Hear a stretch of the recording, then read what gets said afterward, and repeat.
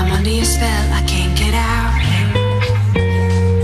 My heart falls 5 below, and I'm still here. I'm freezing cold, but I will wait. I hold my breath till I turn blue.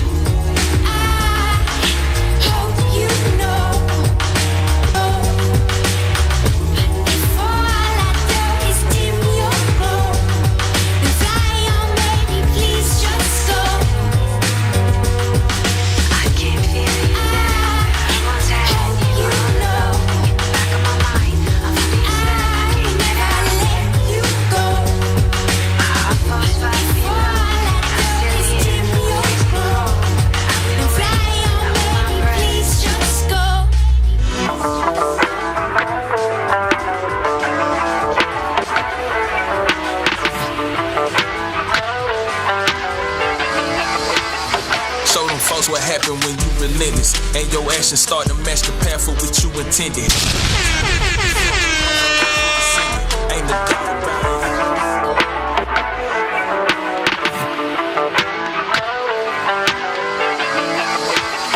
Show them folks what happened when you relentless and your actions start to match the path for which you intended. Put the time in the perfected craft, I'm the truest in it. Ain't a doubt about it either. When it's in, you better own it. I'ma shout it out the speakers from a small city where not many make it out the gate. I put my all in it to leave no debate on if I'm great. Plenty folks who got opinions that'll never know the stakes. When you solo every battle and your soul ain't got the faith. I'ma pray, I'm a hero but I'm Clark without the cape. Put it on, I'm about to fly when I'm almost about to break. Understand you hold a trial and the triumph in your hand. What's the plan? You can't just take what they give you. You a man, you was chose. This life can get darker before it glows, but we shining and it shows through the flows and the prose that I speak. That's why you can find me at the peak. I get the climbing just when it's liquor steep. With my feet dragging in place, I'ma still keep it moving, holding the pace. Feel the drive I can't ever replace. It's the life I chose, and my hands still holding the wheel that I never know that it take.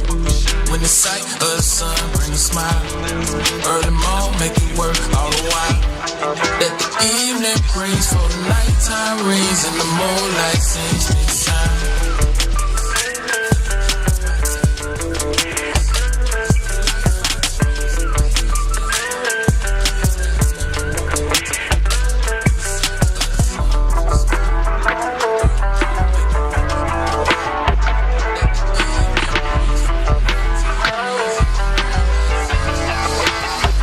Soldier in this, I was molded for this. Built and bred by the days I could never forget.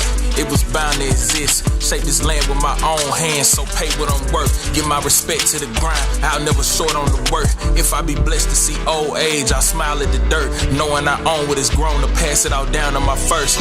If you let some inside you die, then I'm here to rebirth. Never lose your purpose on this earth. With my feet dragging in place, I'ma still keep it moving, holding the pace. Feel the drive I can't ever replace. It's the life I chose, and my hands still holding the wheel that I never know that it take. When the sight of the sun brings a smile, early morn make it work all the while. That the evening brings for the nighttime rings, and the moonlight sings me a sound.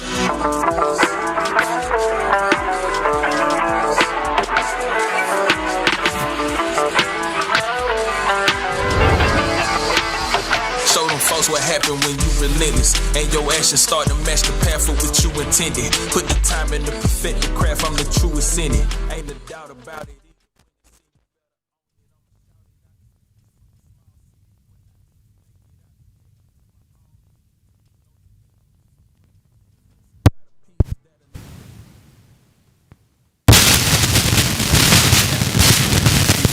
ask a very important question. What are you choosing on this morning? So much is lined up for you. All you need to do is to stay tuned all through our social media platforms. We are Vooka Breakfast Show across all social media platforms. My name is Mokete Maiman, and I am happy to be with you. I hope that you guys are going to be engaging with us.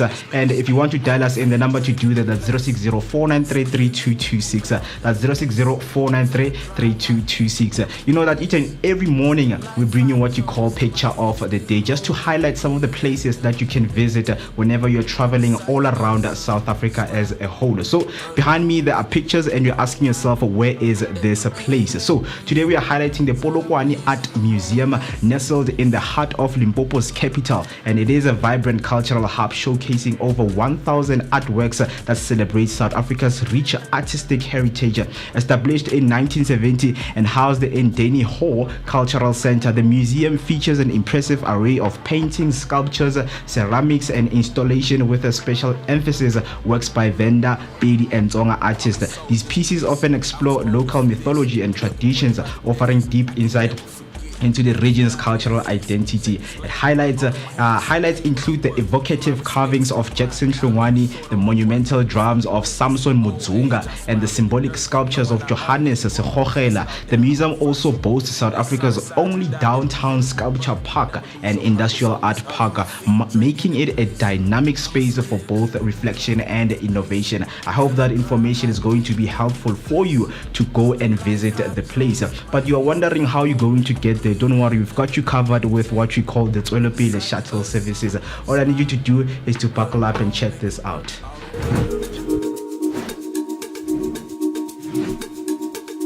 Escape the ordinary and discover the extraordinary with Tswelopele Tours.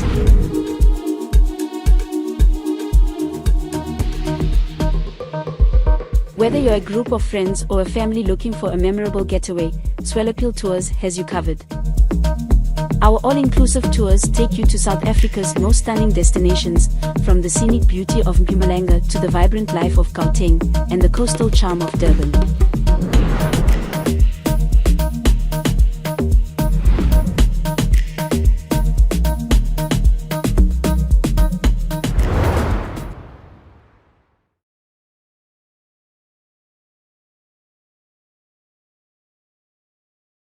Triumph in your hand, what's the plan? You can't just take what they give you, you a man, you was chose. This life can get darker before it glows, but we shining and it shows through the All right, hope that was helpful. And now getting into the lineup that we have in today's day, you know that thought-provoking and encompassing engagement and conversation is what we always aim for right here. We always bring you the best of the best guests in today's show. So for today, you know that it is a financial wellness, and all we need is good financial advice. Once again, Mtutuzeli Koeta will be joining us to talk about life cover and the living benefits for the youth. So I hope that you get tuned for that one. And then on the next guest, we go to Charlotte Mahlako Apano, who is a culinary entrepreneur and founder of Female Kitchen. She's a 29-year-old culinary entrepreneur from Pretoria who completed her matric at Pretoria Secondary School in 2014. In 2021, currently pursuing honors in logistics and supply chain management, proving that ambition and education can walk hand in hand with entrepreneurship. Lastly, Dikin Bongani Hlongwane and Umbali Mbembe, the founders of Umswenko Corner. Umswenko's Corner has been dishing out premium street style cuisine with a flair for over 3 years, proudly known as the home of Maniki Nyonso. This hotspot redefines township taste with signature dishes like the private school kota and the private dagwood, bold, flavorful, and dripping in local swagger. So those are the engagement that we're going to have in today's show. I hope that you guys are ready for the wonderful conversations that we're going to have. So you need to get tuned in, and the hashtag to use is the hashtag Vooka Breakfast Show. So what we're going to do right now is to take a short break, give you the latest weather update, and come back with the news headlines and sports headlines.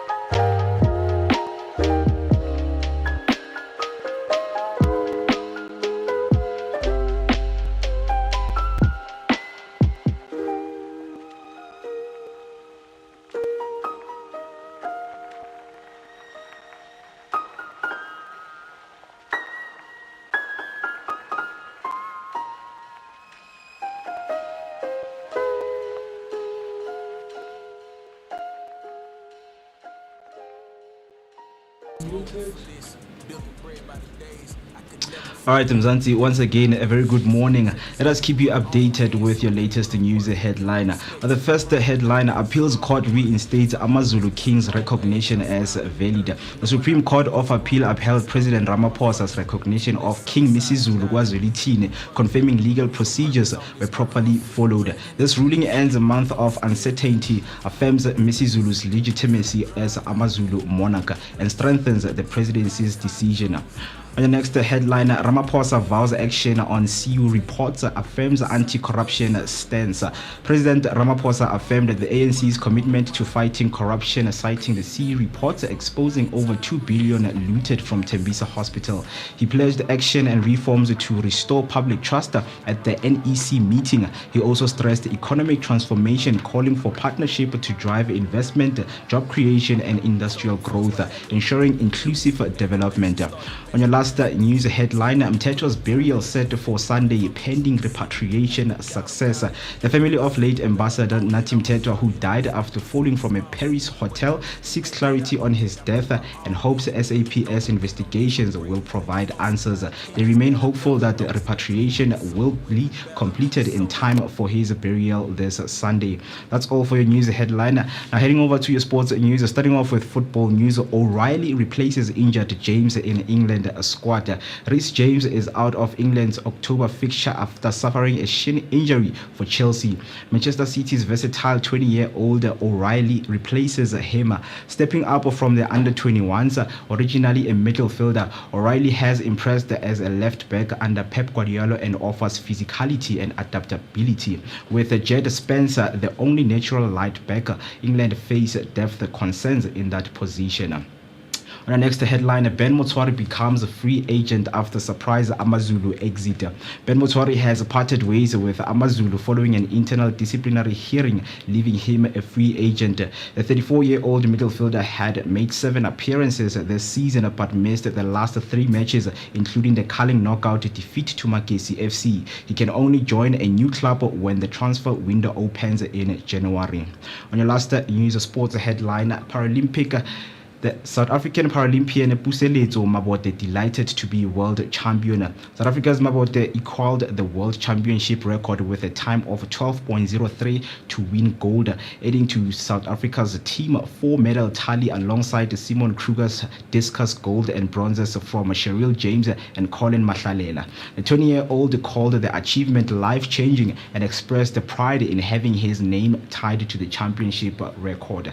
That's all for now. Stay tuned for more sports and news updates throughout the show. Don't forget to share your thoughts on these headlines with us on social media using the hashtag Vooka Breakfast Show and send us your voice note on 060-493-3226. Now let's head over to your traffic to keep you safe on those roads with Musi Mist standing by after this short break.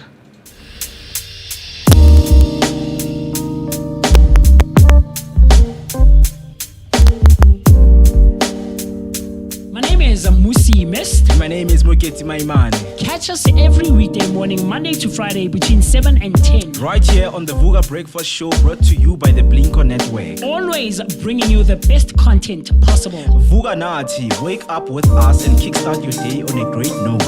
This is your energetic start to the day.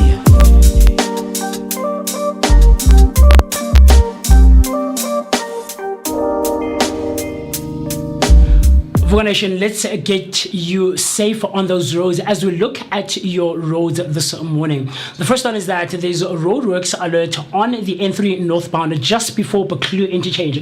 2 lanes are closed. Expect delays and plan for extra travel time. In your next one, heads up on the N1 northbound. There's a stationary vehicle before Bears No Deer Drive. The right lane is blocked, so drive with extra caution. In the other one, a crash has been reported on the N12 eastbound at Klip Rafir Drive. The right lane is closed. Emergency teams are on the scene, so please drive slow and slow down and, of course, stay alert. And your last one, The N14 westbound at Brakfontein interchange, a single vehicle crash has blocked the left lane, but traffic is still flowing freely. So stay safe, stay sharp, and if you're on the move, keep it locked right here on the Vooka Breakfast Show, brought to you by the Blinko Network.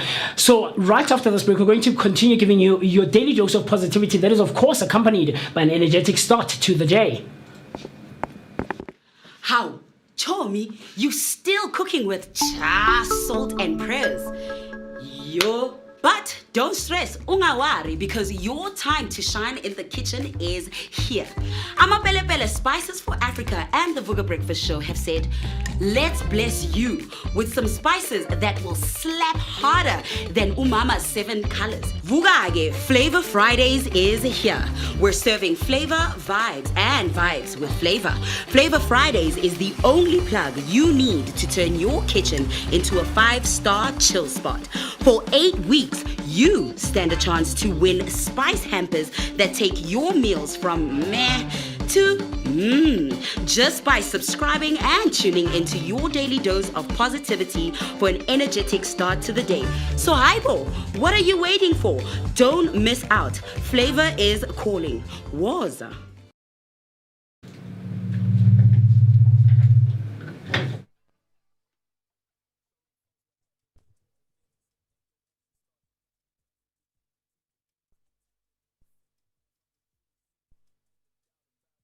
When it's any better on it, I'ma shout it out the speakers from a small city. When I many make it out the gate, I put my all in it to leave no debate on if I'm great. Plenty folks who got opinions that'll never know the stakes. When you solo every battle and your soul ain't got the faith. I'ma pray, I'm a hero, but I'm Clark without the cape. Put it on, I'm about to fly. When I'm almost about to break, understand you hold a trial and the triumph in your hand. What's the plan? You can't just take what they give you. You a man, you was chose. This life can get darker before it glows, but we shining and it shows through the flows and the prose that I speak. That's why you can find me at the peak. I get the climbing just when it's looking steep. When my feet dragging in place, I'ma still keep it moving, holding the pace. Feel the drive I can't ever replace. This the life I chose, and my hands still holding the wheel that I never know that it take.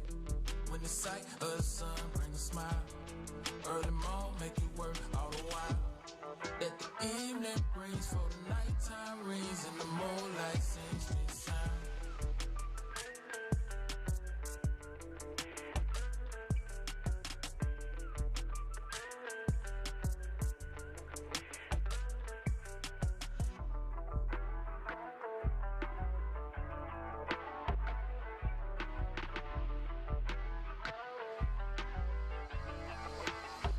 I'm a soldier in this, I was molded for this. Built and bred by the days, I could never forget.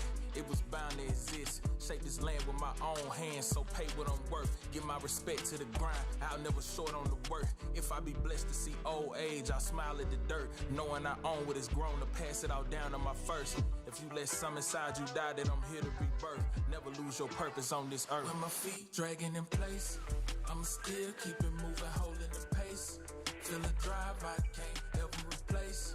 This the life I chose, and my hands still holding the wheel that I never know that it take. When the sight of the sun bring a smile, early morn make it work all the while. That the evening brings for the nighttime rings and the moonlight sings me a sound.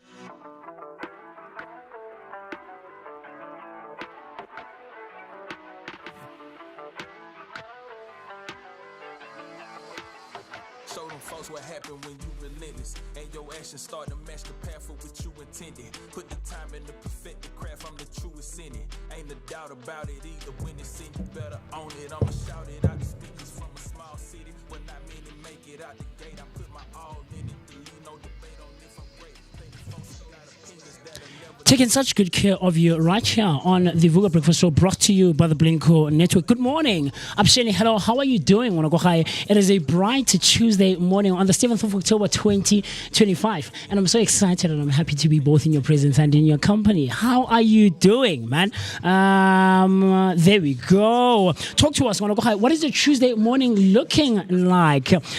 like I've been saying for quite some time, I'm so happy about the fact that the warm season is in full force, guys. I'm one of those people who absolutely completely relishes in the warm season, man. Like I have so much fun. Like, well, man, there's life, there's movement, man. I don't know about you, because I know Mr. Mo and Mr. B are people who completely and absolutely and utterly love the cold season, and nobody that I know absolutely hates it when it's this hot. So talk to me. What's your morning looking like? Are you at home? Are you commuting to work? Are you perhaps hanging out with the kids? Because of course it is the second day of the third term school holidays, right? Full force in the Libra season, and it is the 7th day of the 10th month. That's crazy. That's crazy for me. I can't believe it. How is it? And just to remind you, fella, like I said, Virgos are always in season, even when it's not September. So today I'm a month and a day old. Today I was a month like 25 years ago on this day. I was a month and a day old. Good morning. To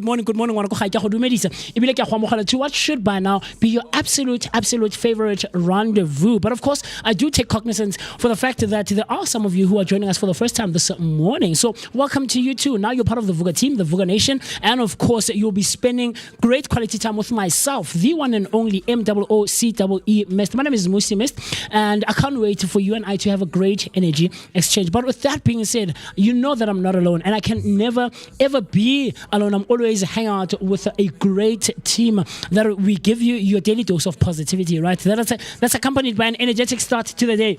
This morning, I'm the only guy on the table, but I'm not complaining whatsoever, because feminine energy is needed, right? From time to time. And I'm joined by two amazing and lovely ladies looking stunning this Tuesday morning.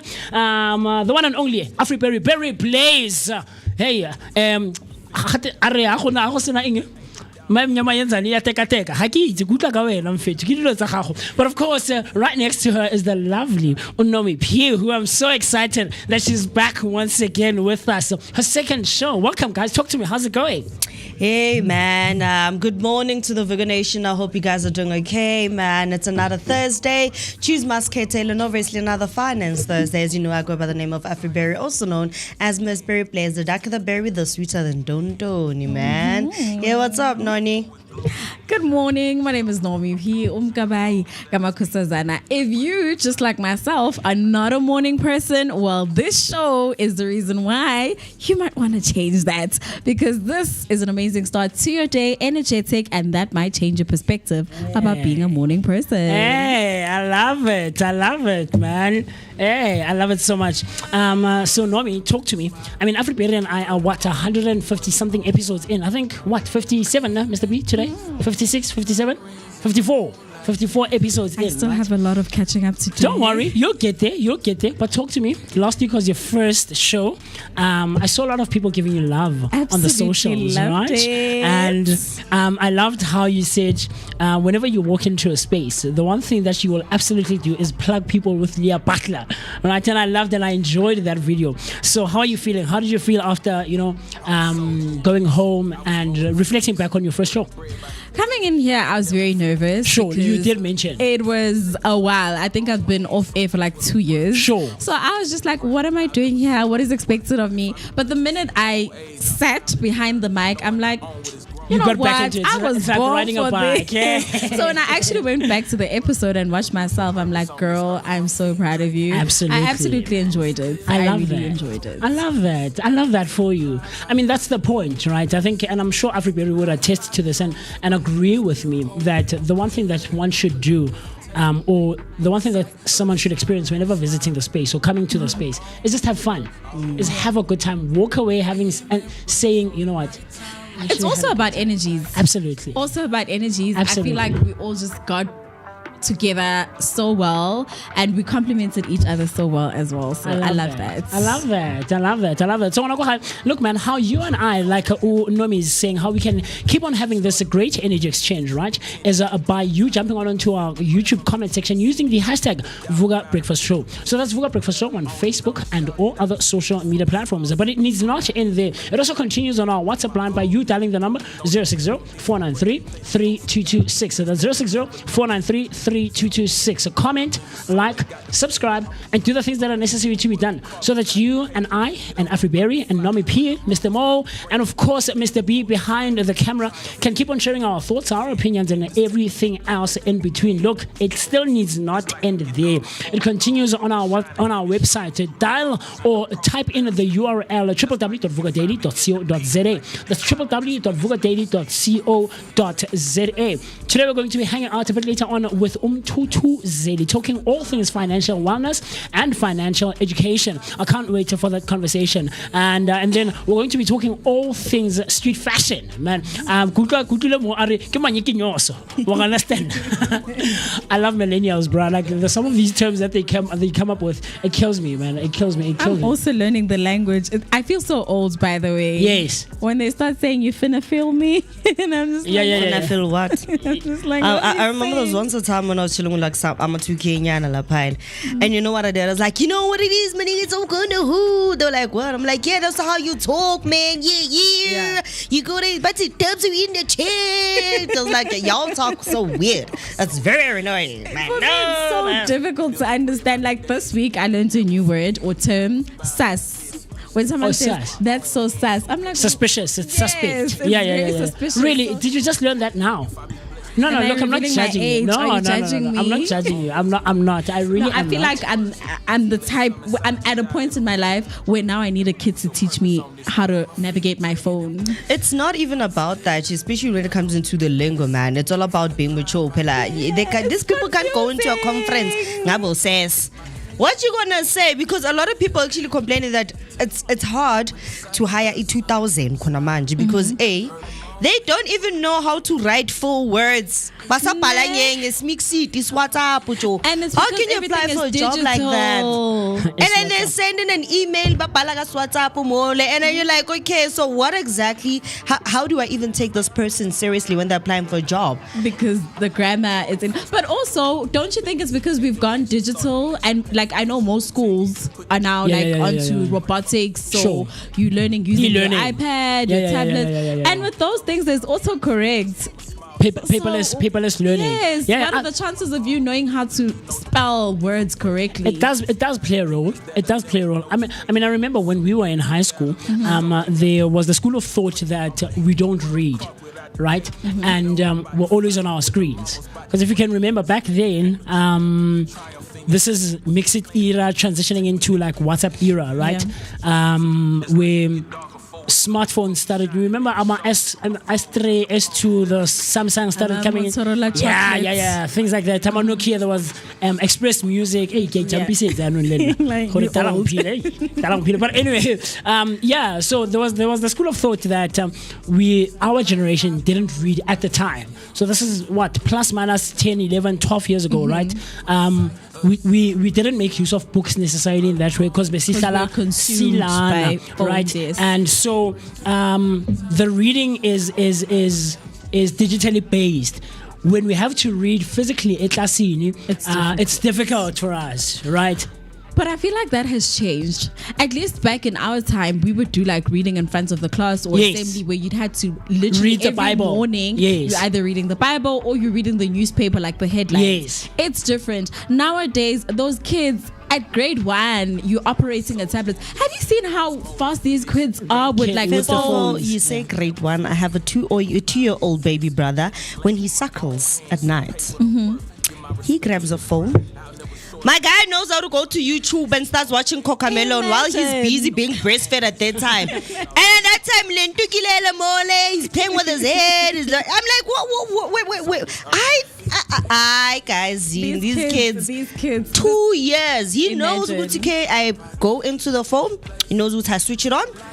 I go YouTube. He even knows how to fast forward. He knows how to take it back. He knows how to go to a next video. I'm like, by the time he goes to school, his entire world is digital.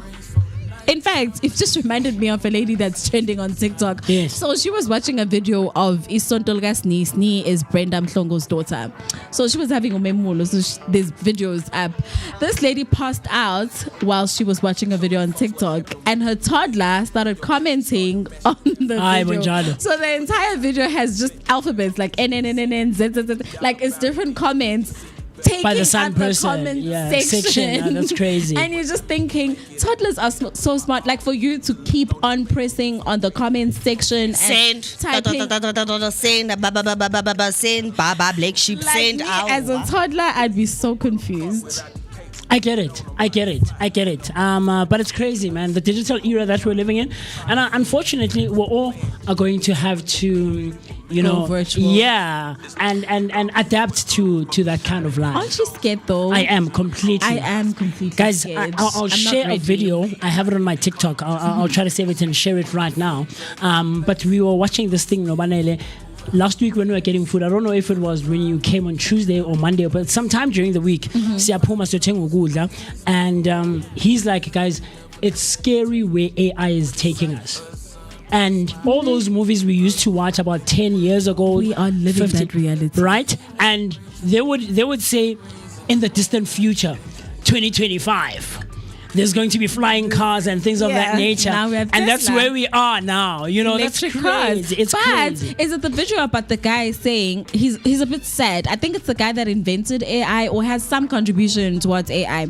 He says on his speech, right? He is scared that at some point, as humans, we may not be able to control AI. That's what and Manelo was saying. Might overtake us. That is so scary. It's not scary, let's be honest. I am robot. They want us. For example, I remember there was once a time, I don't know if I was discussing with some of the guys there at the front, the guys at the back, and Mr. Diuti.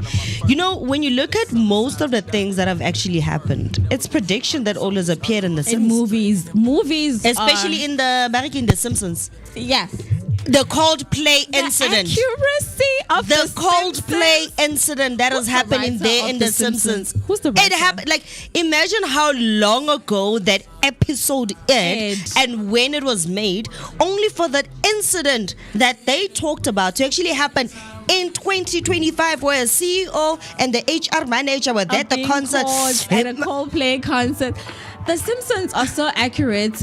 In so many predictions, man. You look at the whole situation that's happening with Trump right now. These are some of the things that are actually predicted in The Simpsons. You look at COVID. You look at COVID. This is something that actually was predicted in The Simpsons. years I ago. think it's just about time for us to literally take The Simpsons serious. But also, it actually makes me think now that you're mentioning it, do you not think there are a group of people? I know some people are going to call it like a conspiracy theory, that there are a group of people that actually control what goes on in the world, what's happening at what particular time, hence these predictions, because there's no way the predictions would be spot on. I just feel like it's mind games that the elites are playing. In a way, it is actually very true. Look at this whole Rothschild situation. The Rothschilds have been around for the longest time now. These is one of the most wealthiest families in the world. Generational wealth, man. It has been in the generation for so long. And the funny thing is that it's even very hard for you to even tell who's who, because they even stay out of the limelight. And you look at the fact that it took even Putin. Putin was like, you know what? Now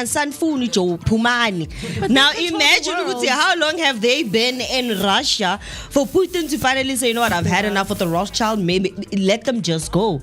Imagine, besides the Rothschilds, the ones that we know as one of the most wealthiest families in the world, how many other are there that are not seen are actually working in the background? I was about to say that, in fact, if you are in the public space, then yes, they're probably wealthy, but there's families that don't even exist on Forbes that control the world. Yeah, Bilderberg Group, Unanani, and topic for another day. But I agree with you. There's a lot of truth in jokes and a lot of truth in cartoons. And movies a bit.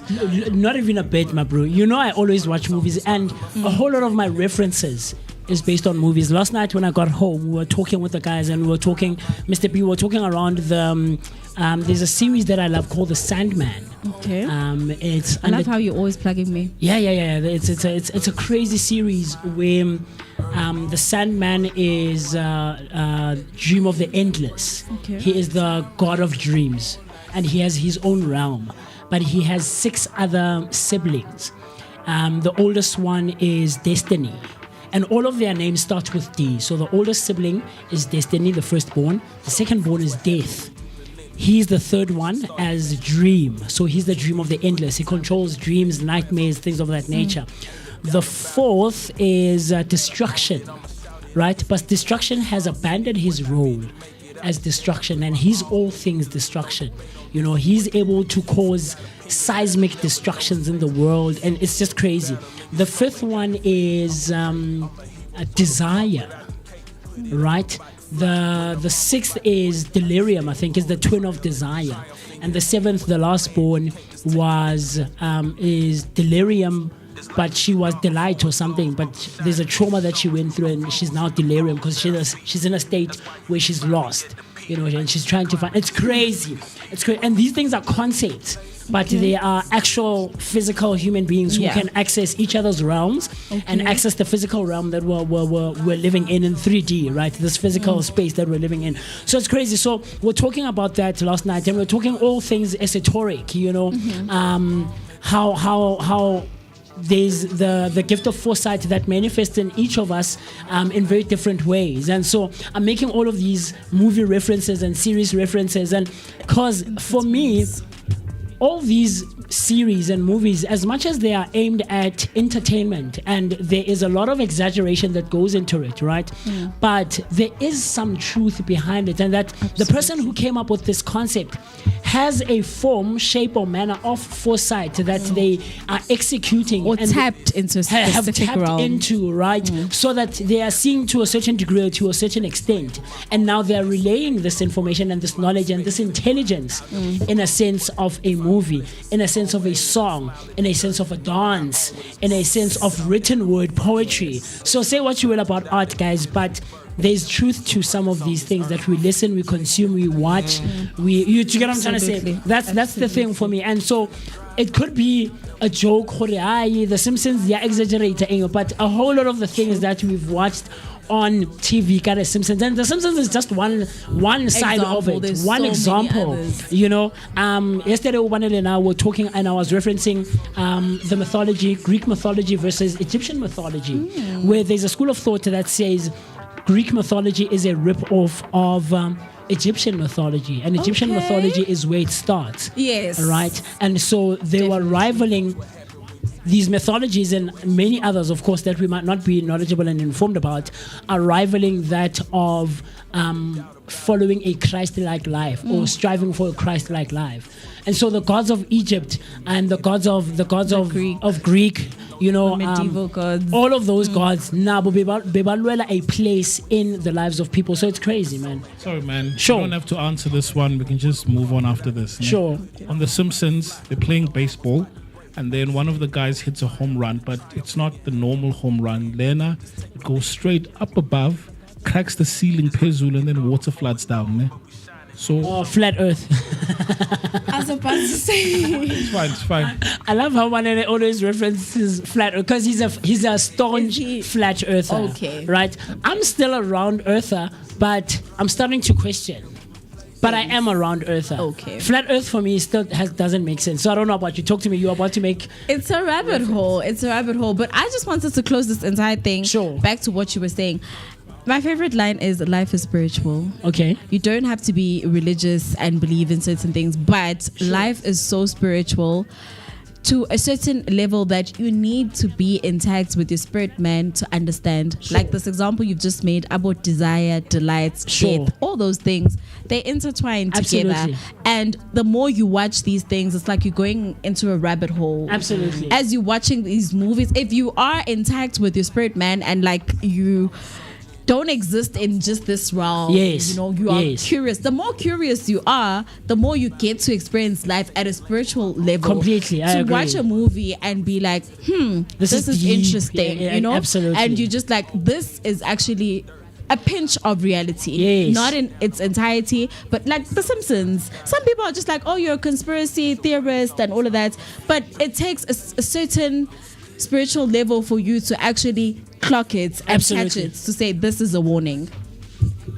Crazy, man. Crazy. So, look, man, share your thoughts, your opinions, and everything else in between. We're going to be joined by amazing people right here in the studio. And of course, Umtutuzeli, who I think will be online, right? And we're going to be sharing all things about the spaces that they're involved in. So I can't wait to get into those conversations. The time right about now is 60 minutes before the hour. 8 o'clock on a Tuesday morning, the 7th of October. What I want us to do, because we've been talking for a while, right? Mm-hmm. I want us to quickly run to the loo, pay our bills, grab a glass of water, hydrate yourself, and then you and I and the rest of the team will see each other right after this. Don't go anywhere. Cool stuff.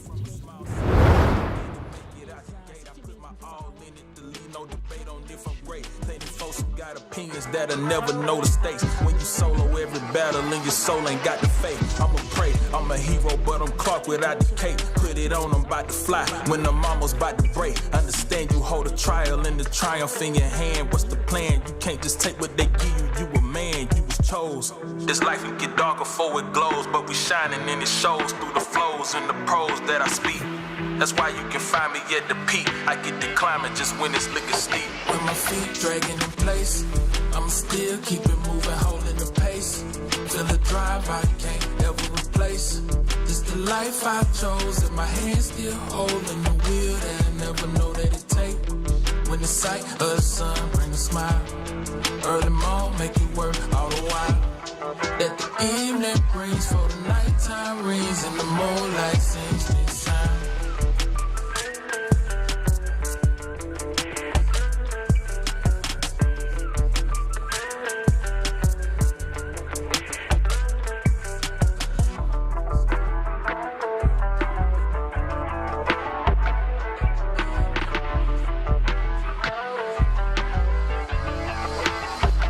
Soldier in this, I was molded for this. Built and bred by the days I could never forget.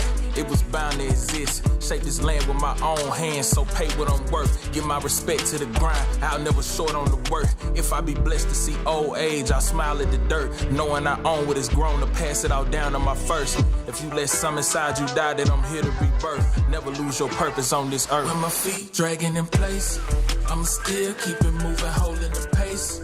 Feel a drive I can't ever replace. This the life I chose, and my hands still holding the wheel that I never know that it take. When the sight of the sun bring a smile, early morn make it work all the while. That the evening brings for the nighttime rings, and the moonlight sings this sound.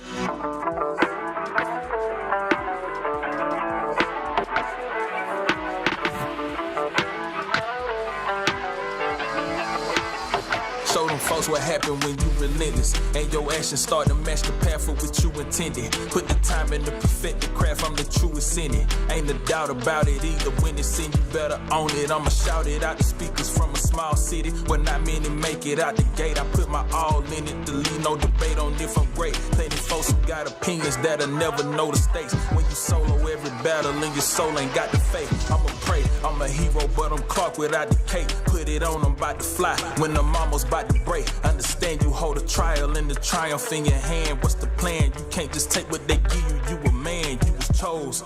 This life can get darker before it glows, but we shining and it shows through the flows and the pros that I speak. That's why you can find me at the peak. I get the climbing just when it's looking steep. When my feet dragging in place, I'ma still keep it moving, holding the pace. Feel the drive I can't ever replace. This the life I chose, and my hands still holding the wheel that I never know that it take. When the sight of the sun bring a smile, early morn make it work all the while. That the evening brings for the nighttime rings, and the moonlight sings this sound.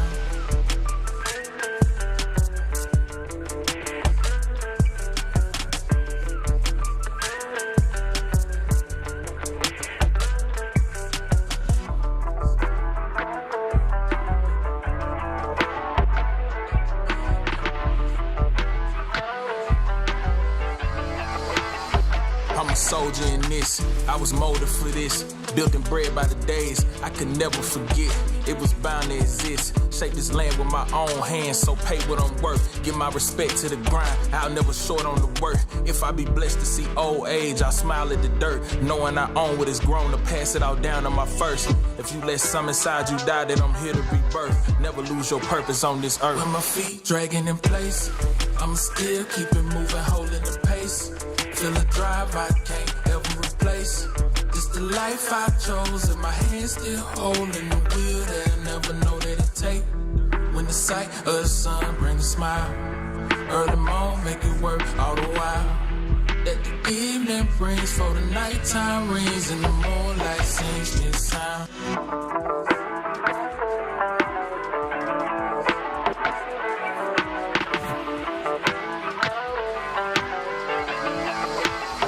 Show them folks what happened when you relentless, and your actions start to match the path for what you intended. Put the time in to perfect the craft, I'm the truest in it. Ain't a doubt about it either. When it's in, you better own it. I'ma shout it out the speakers from a small city where not many make it out the gate. I put my all in it to leave no debate on if I'm great. Plenty folks who got opinions that'll never know the stakes. When you solo every battle and your soul ain't got the faith. I'ma pray, I'm a hero, but I'm Clark without the cape. Put it on, I'm about to fly when I'm almost about to break. Understand you hold a trial and the triumph in your hand. What's the plan? You can't just take what they give you. You a man, you was chose. This life can get darker before it glows, but we shining and it shows through the flows and the pros that I speak. That's why you can find me at the peak. I get the climbing just when it's looking steep. With my feet dragging in place, I'ma still keep it moving, holding the pace. Feel a drive I can't ever replace. This the life I chose, and my hands still holding the wheel that I never know that it take. When the sight of the sun brings a smile, early morning make it work all the while. That the evening brings for the nighttime rings, and the moonlight sings me a sound.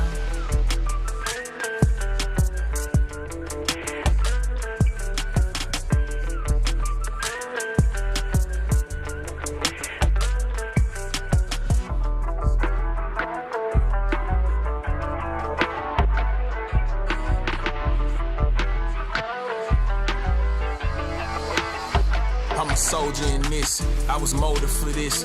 Built and bred by the days I could never forget. It was bound to exist. Shape this land with my own hands, so pay what I'm worth. Give my respect to the grind, I'll never short on the work. If I be blessed to see old age, I'll smile at the dirt, knowing I own what is grown to pass it all down to my first. If you let some inside you die, then I'm here to rebirth. Never lose your purpose on this earth. You know, TC Wakamaziboko always says we're back. Welcome back, Wanakohai. Look, if you've just tuned in and you've just joined us, you're absolutely right on time, right on schedule to catch your favorite rendezvous right here on the Vooka Breakfast Show, brought to you by the Blinko Network, where we always try to give you all-encompassing, compelling, and of course thought-provoking conversations that are aimed at providing both you and I so much information and knowledge. The time right about now is 52 minutes after the hour, 8 o'clock. That's 8 minutes before, after 7 o'clock. That's 8 minutes before the hour, 8 o'clock on a Tuesday morning, the 7th of October. I almost said June. I don't know why. I want to go home. But we're about to get into a great conversation, and I can't wait for this one. But look, how you and I can keep on sharing our thoughts and our opinions and everything else in between is by you jumping on into our comment section using the hashtag Vooka Breakfast Show. So that's Vooka Breakfast Show on Facebook and all other social media platforms. It needs not end there. It continues on our WhatsApp line where you and I can continue interacting. Dial the number 060-493-3226. So that's 060-493-3226. Comment, like, subscribe, and do the things that are necessary to be done so that you and I and Runomi and the rest of the team can share our thoughts and opinions and everything else in between. Right now, we're joined on the discussion table by Usis Nobisa, who a bit earlier on in the year, if you can remember, if you've been hanging out with us, Mo and I had such a great conversation about all things tax practitioner space, right? About the tax space in South Africa. And it was such an engaging and information fueling and knowledge giving engagement. And so today, this morning, she's right in studio with us because, you know, we take care of you every Tuesday morning right here on the Vooka Breakfast Show about all things financial wellness and financial education. And I don't know about you, but me personally, Nomi, I need desperately Absolutely. need. Not only you, what I've realized, a lot of young professionals in South Africa Sure. are not very educated about these things. Absolutely.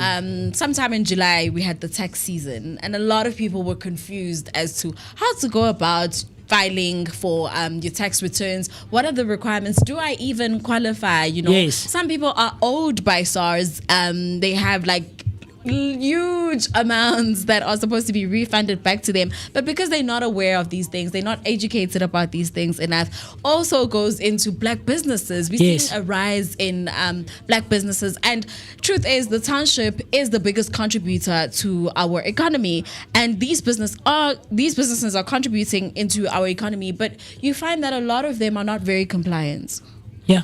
Money laundering act, phase act, they're not very clued up. It's just, okay, I've registered my business, but I don't know how to follow up with the finances of the business, Absolutely. the laws of the business, and making sure that my business is aligning and compliant. Absolutely. So I can't wait for that engagement. Welcome, Sis Nobisa. Thank you. Welcome. Thank you for having me. I'm always so happy whenever we have, people physically in studio. I don't know about you, but there is, not that it doesn't work when we're online, but for me, there's an element that is missing when it's online versus when someone is Human physically elements. that's just you're here and I can reach out and touch.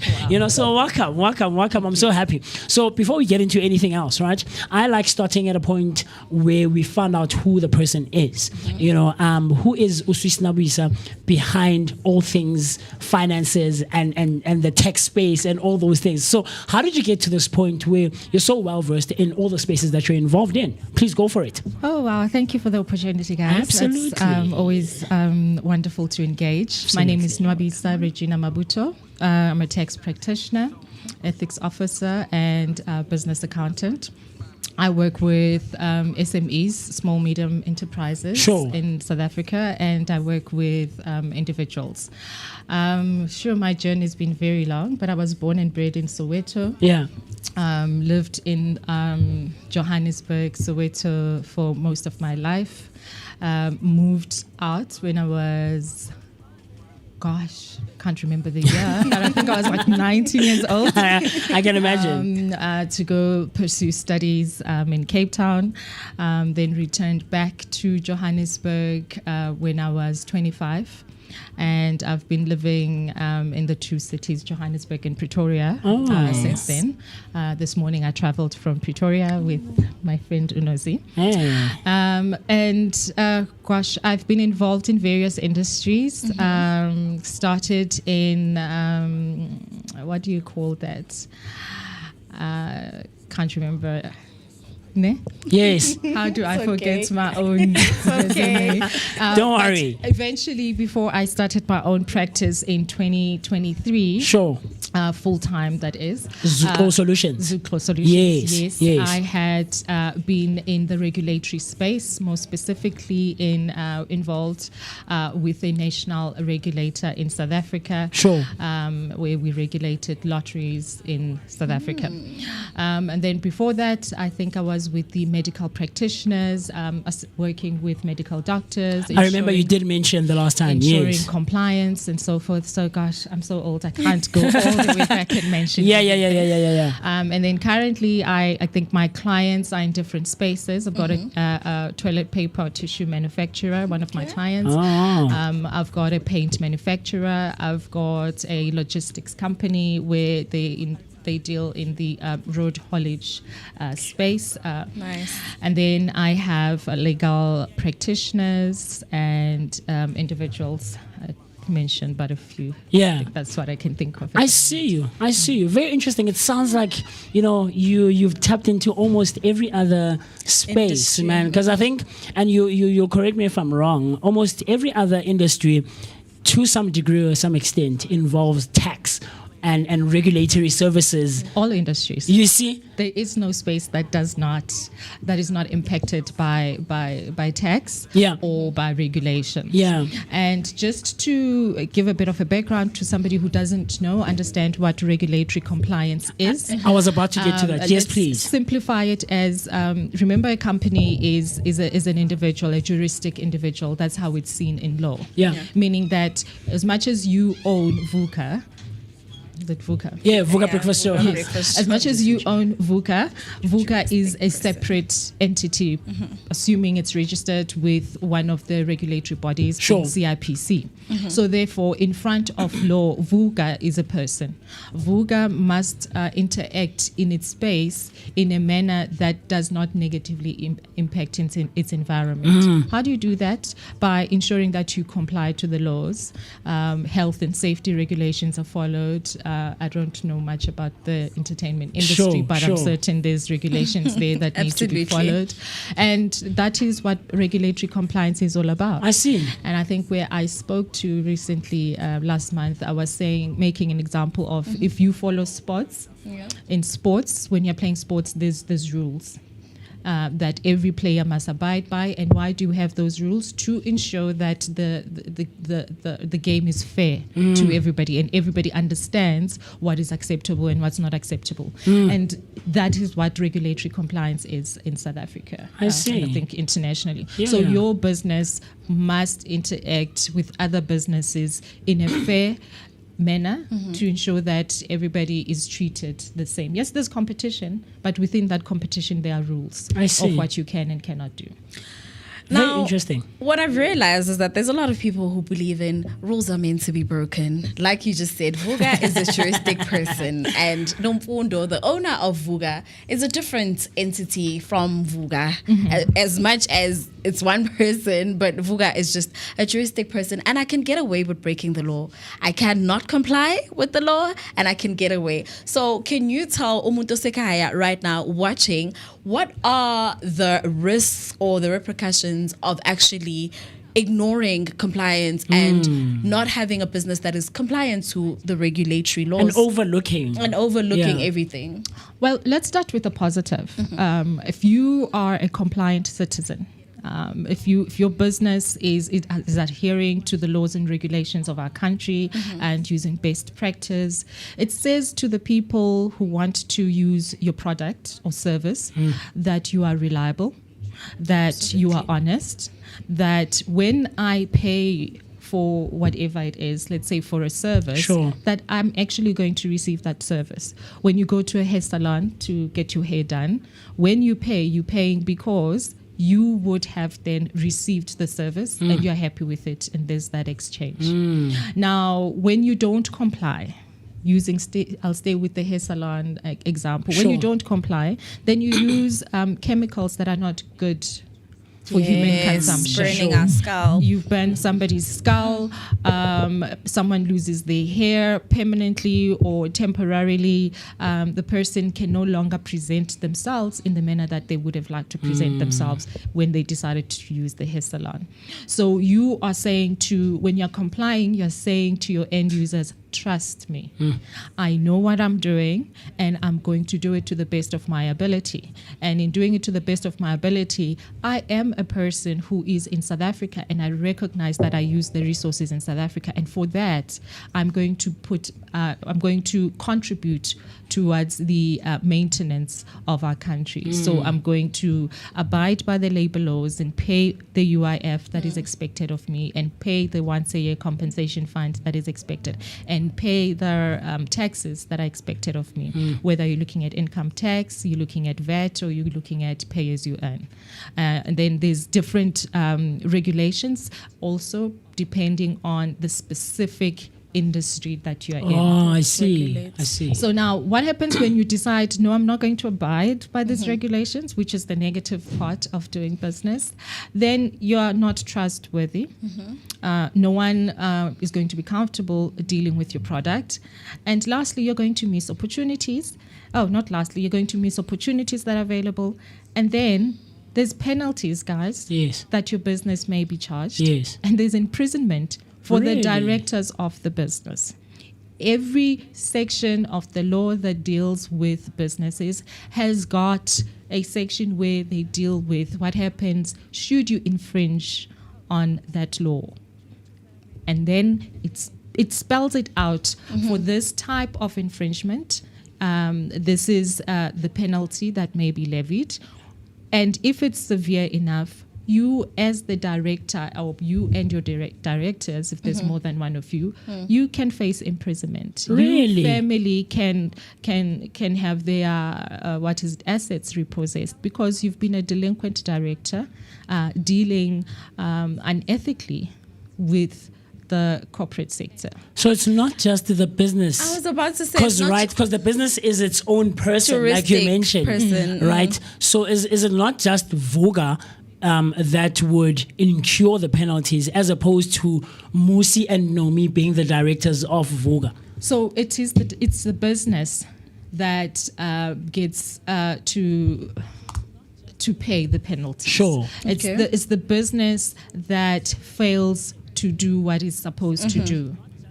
But then now, because this is not a human being, right? Someone has to pay. Someone is making decisions on behalf of the business. That person, yeah. And who's that person? The directors. The directors. I see you. And therefore, if you are reckless as a director, then the law says it is allowed for then whoever needs to get money from you, that they come to you personally to pay and address. Yes. Yeah. So SARS can say, okay, your business is paying, we're trying to engage you, and you are refusing, you're just ignoring us. Okay, then we follow the rules of our country to a point that now that the business, we can no longer get through to the business.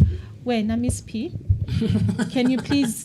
You were the one. You were the one making the decisions in the business. Yes. You were the one who started this business. So therefore, it means you've been negligent. Now, I want to emphasize this, especially to black businesses that are upcoming. Ne? That's why I want us to put emphasis on this one specifically. Can you kindly make an example of when it moves from being a civil case to a criminal case? Oh gosh, I'm not an expert of law. Okay. So I will not delve into that space. Forgive me. I think you would need to get an attorney for that.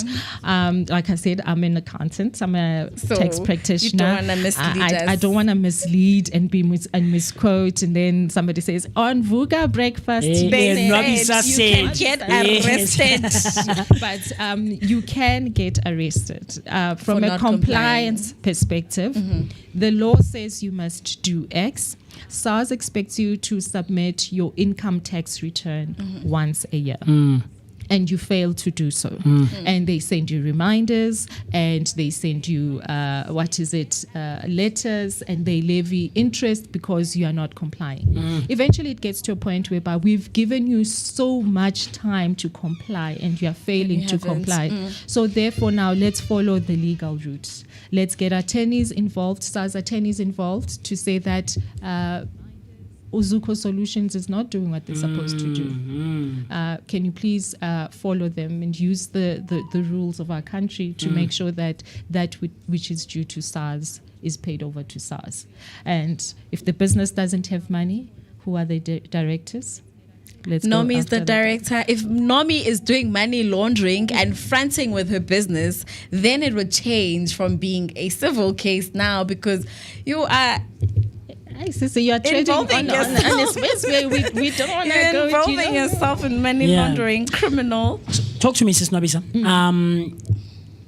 Regulatory compliance can unlock funding. Of course. Right? Can unlock funding.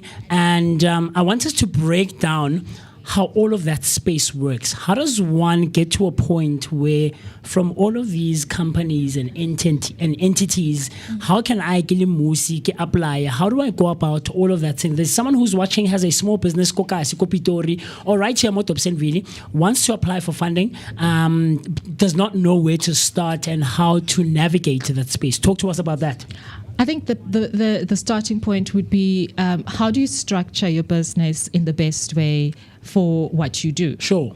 Everybody has this idea that I must register a business. It must be a PTY LTD. Sure. Because everybody's talking PTY LTD. Yeah. There's different forms of business. You can have a not-for-profit business whereby the activities of the business and any profit that the business makes is used again in the business to sustain the business.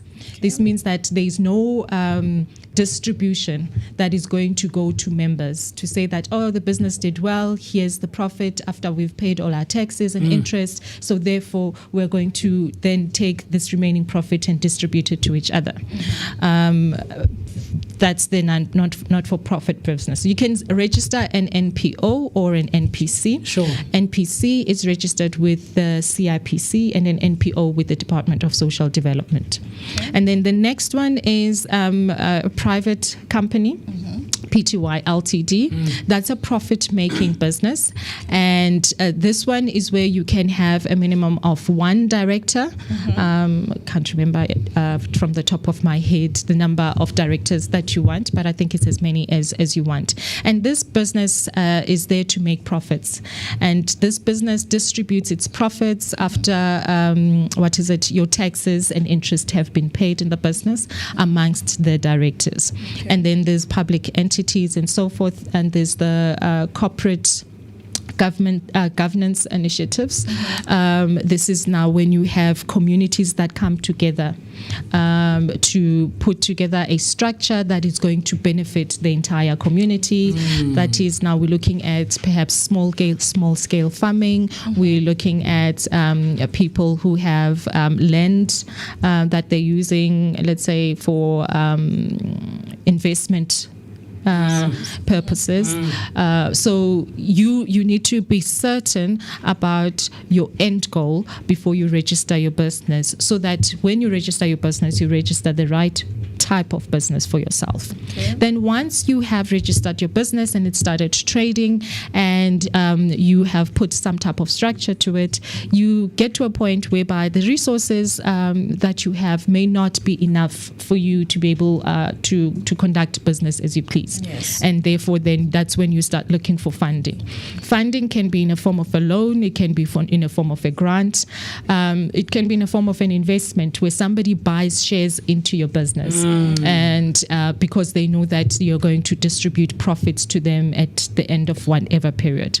Then there's grants which are available this time of the year, especially in South Africa, for specifically black-owned, black youth, women-led businesses, where these communities are given an opportunity to upscale their businesses. But usually you do not get funding unless you can prove that you are a compliant business, until you can show that you actually do have a business. And people take that for granted. A 250,000 Rand example of a grant that is injected into your business means that your capital, your startup capital, has a foundation that enables you to breathe. You can improve on your gadgets. You can buy equipment for your business, depending on what it is that you do specifically. So there's grants for youth, there's grants for women, there's grants for black-owned businesses, there's local grants, there's international grants, and there's, remember, for most corporate in South Africa, they have to have that element where they are assisting the communities that they're in. Yes. CSI and projects. that usually also comes in a form of a grant, whereby they form a partnership with your business, especially the people who are involved in recycling. Not all large corporates have the resources to be able to manage their recycling component adequately. So therefore, they form partnerships with smaller businesses who are already in that space. And for that collaboration, there's usually an incentive that you receive in a form of a grant. Oh, nice. But now, if you are not a compliant business, you're not going to be able to use those opportunities. Yeah, I see. Very interesting. Very interesting. And these are some of the things that we don't know, or we're not knowledgeable and informed about.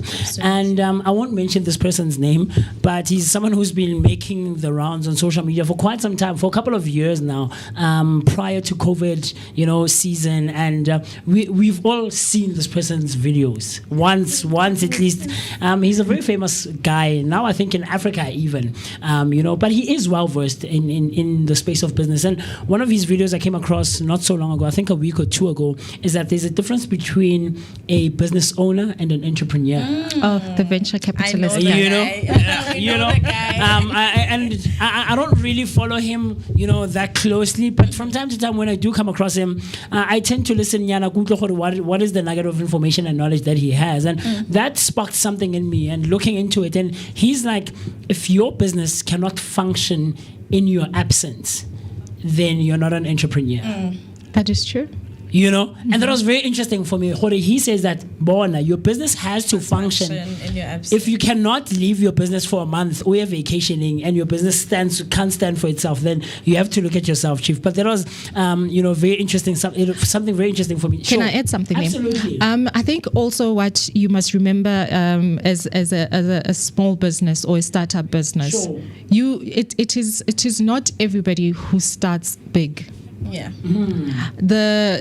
I found in my space the businesses that achieve a level of sustainability that we all aspire to are the businesses that have been started by one person and it grows organically over time. And when you are a startup, you cannot compare yourself to a venture capitalist who's been in business forever. Absolutely. You know what you want for your business. You have the vision, the mission for your business. You have the understanding of the operations for your business. And therefore, whilst you're building up your business to a level whereby you've got enough people in the business to be able to run it for you in your absence, that's when you have developed as a business. But at startup, it's you. It's business is not an easy journey. It is sweat, it is long hours, it is consulting, it is having those doors shut in your face, it is somebody telling you that you are just a dreamer and that is all it will be. And that needs you.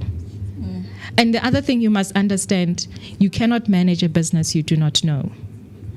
So you start a business and you do not know what happens in that business. You will suffer. You will suffer. That's crazy. You will lose. You will not make money. So you cannot manage something that you do not know.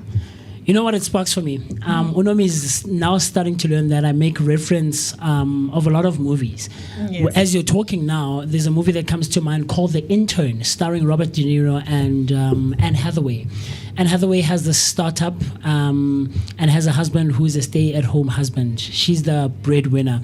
And so Robert De Niro in this movie is a 70-year-old widower who is unfulfilled with retirement and goes into this business and is hired 2000 in this business, and is a intern. But the building that they're working at, he used to work in that building for about 40 years and it used to do something else, And so throughout the entirety of the movie, she's looking for a CEO who can run the business and manage the business essentially. And she interviews all these different people who've been in business for the longest of times. And she can't find someone who can fit into the business like you're saying, and she needs to go to the manufacturer and pack the things herself and show the people, guys, when these things come off the conveyor belt or whatever, this is how I want you to package it, this is how I want the client to receive it. And Robert De Niro at the end of it is like, look man, give up on this thing of looking for a CEO. You have to run your business yourself, as much as it's weighing on you and it's taking away from your own family time and things of that nature, but you're the one who understands it at the core, because I don't think the CEO would do this thing of you traveling to the manufacturer and actually show the employees how the things have to be packaged and how they have to look. So that sparks that for me, man. Yeah. No, remember running a business, and for a lot of people who didn't grow up in families where there's been businesses before, even the conversation of business is not adequate. You are learning how to run a business, you're learning how to speak business, you're learning all these things. There's corporate governance that is thrown in your direction. There is compliance that is thrown at you. There's ethics. There's a lot. There's financial statements. There's an understanding. What's your return on investment and so forth. Everything is happening at fast all pace. All at once, yeah. Right? Yeah. So when you start, you're almost jumping into a swimming pool, The deep not end. knowing How what to to swim. expect. Yeah. And when you surround yourself with experts who understand what they do best, it makes your life easy. So you start your business, you call somebody, if we use your example, somebody who does packaging. Sure. And that person understands how you want your product to be packaged, and therefore they are able to train others to package the way you want things to be packaged. You want to market your business, but as the person with the vision, you understand how you want your business to be marketed out there, how you want it to be advertised out there. But you need to find the right expertise. Start your business. Understand as you grow your business, there will come a time when you will need to use other people who are experts in their field to assist you.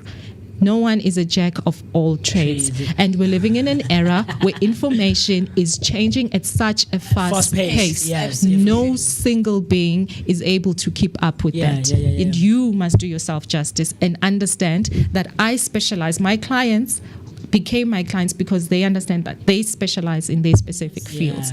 The person who has a road haulage company, they know how to get clients. They know how to manage their operations, getting goods from one point to another. But ask them about insurance. They don't know what that is. They know what it is, but they don't know how to go about it, sourcing the best insurance for them. Ask them about tax. They don't know much about tax. People just see tax for a company is 27%. So it means every rent that comes in, 27 rent is going to SARS. And it's like, no, that's not the case. You engage an expert because an expert is going to calculate your taxes in such a manner that you pay the least tax possible. I don't want to keep you for too long. Comments are coming through on our WhatsApp line. The first one is talking about close corporations, right? This person is saying, why did close corporations fall away? Why did we come to a point to see a decline in our country where close corporations were starting to fall away? I think as the laws of our country reflect the state of our nation, so it became necessary for the closed corporations to be reevaluated. Remember, a closed corporation is a unique animal in South Africa in that it's not a partnership 100%, and it's not a private company 10%. And therefore it is gray territory. And businesses want to trade in spaces where everything is clear, black and white. Now, if you're trading with your CC, it creates opportunities, but at the same time and with the same equivalence, it creates uncertainty. Because most closed corporations were run and led by the founders. When the founder dies, the business dies.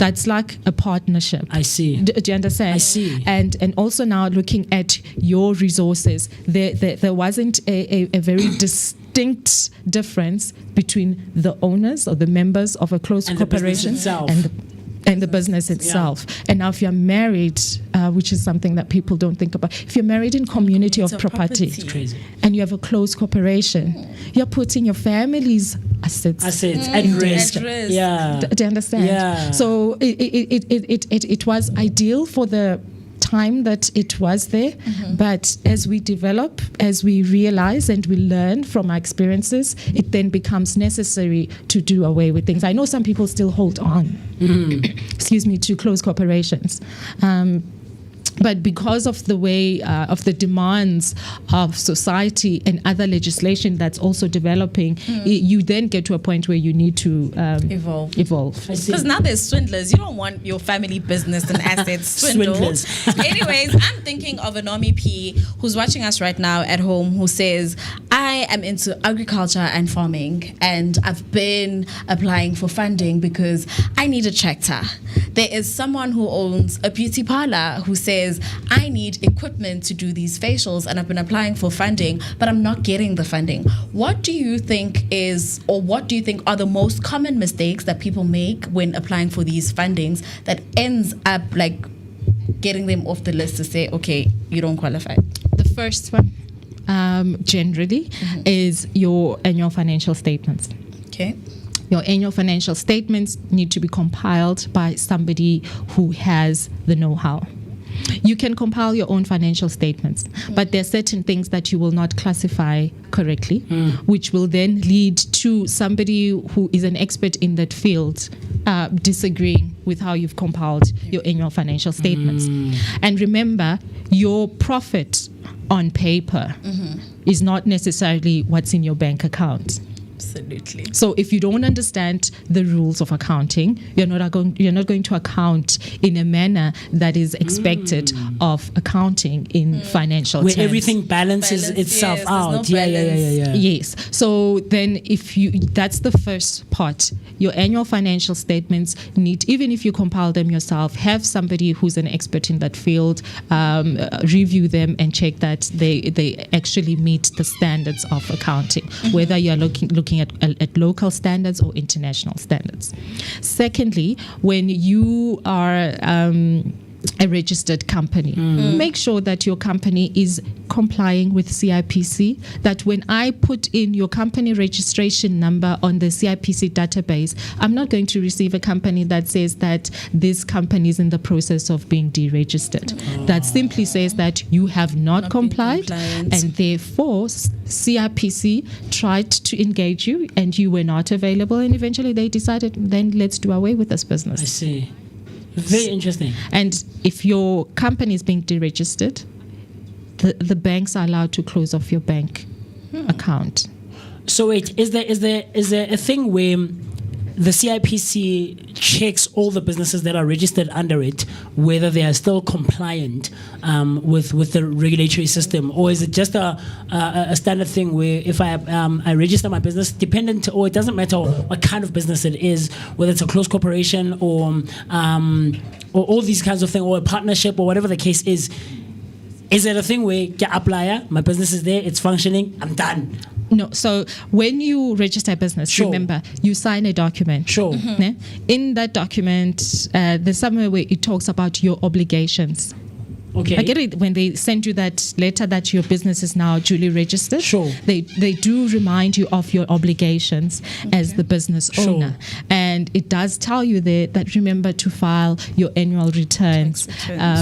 Not just tax returns, your CIPC return, annual return, right? And there's other obligations like your beneficial ownership, where you need to disclose who are the shareholders of the business, who are the owners of the business, who are the people that manage the day-to-day activities of that business. Now, if you fail to comply with those basic necessities, then CIPC then has a right to deregister your business. You are not complying. Then the banks feed directly information from the CIPC. I see. Your business is being deregistered. It's deregistered, yeah. So what right do they have to maintain your bank account?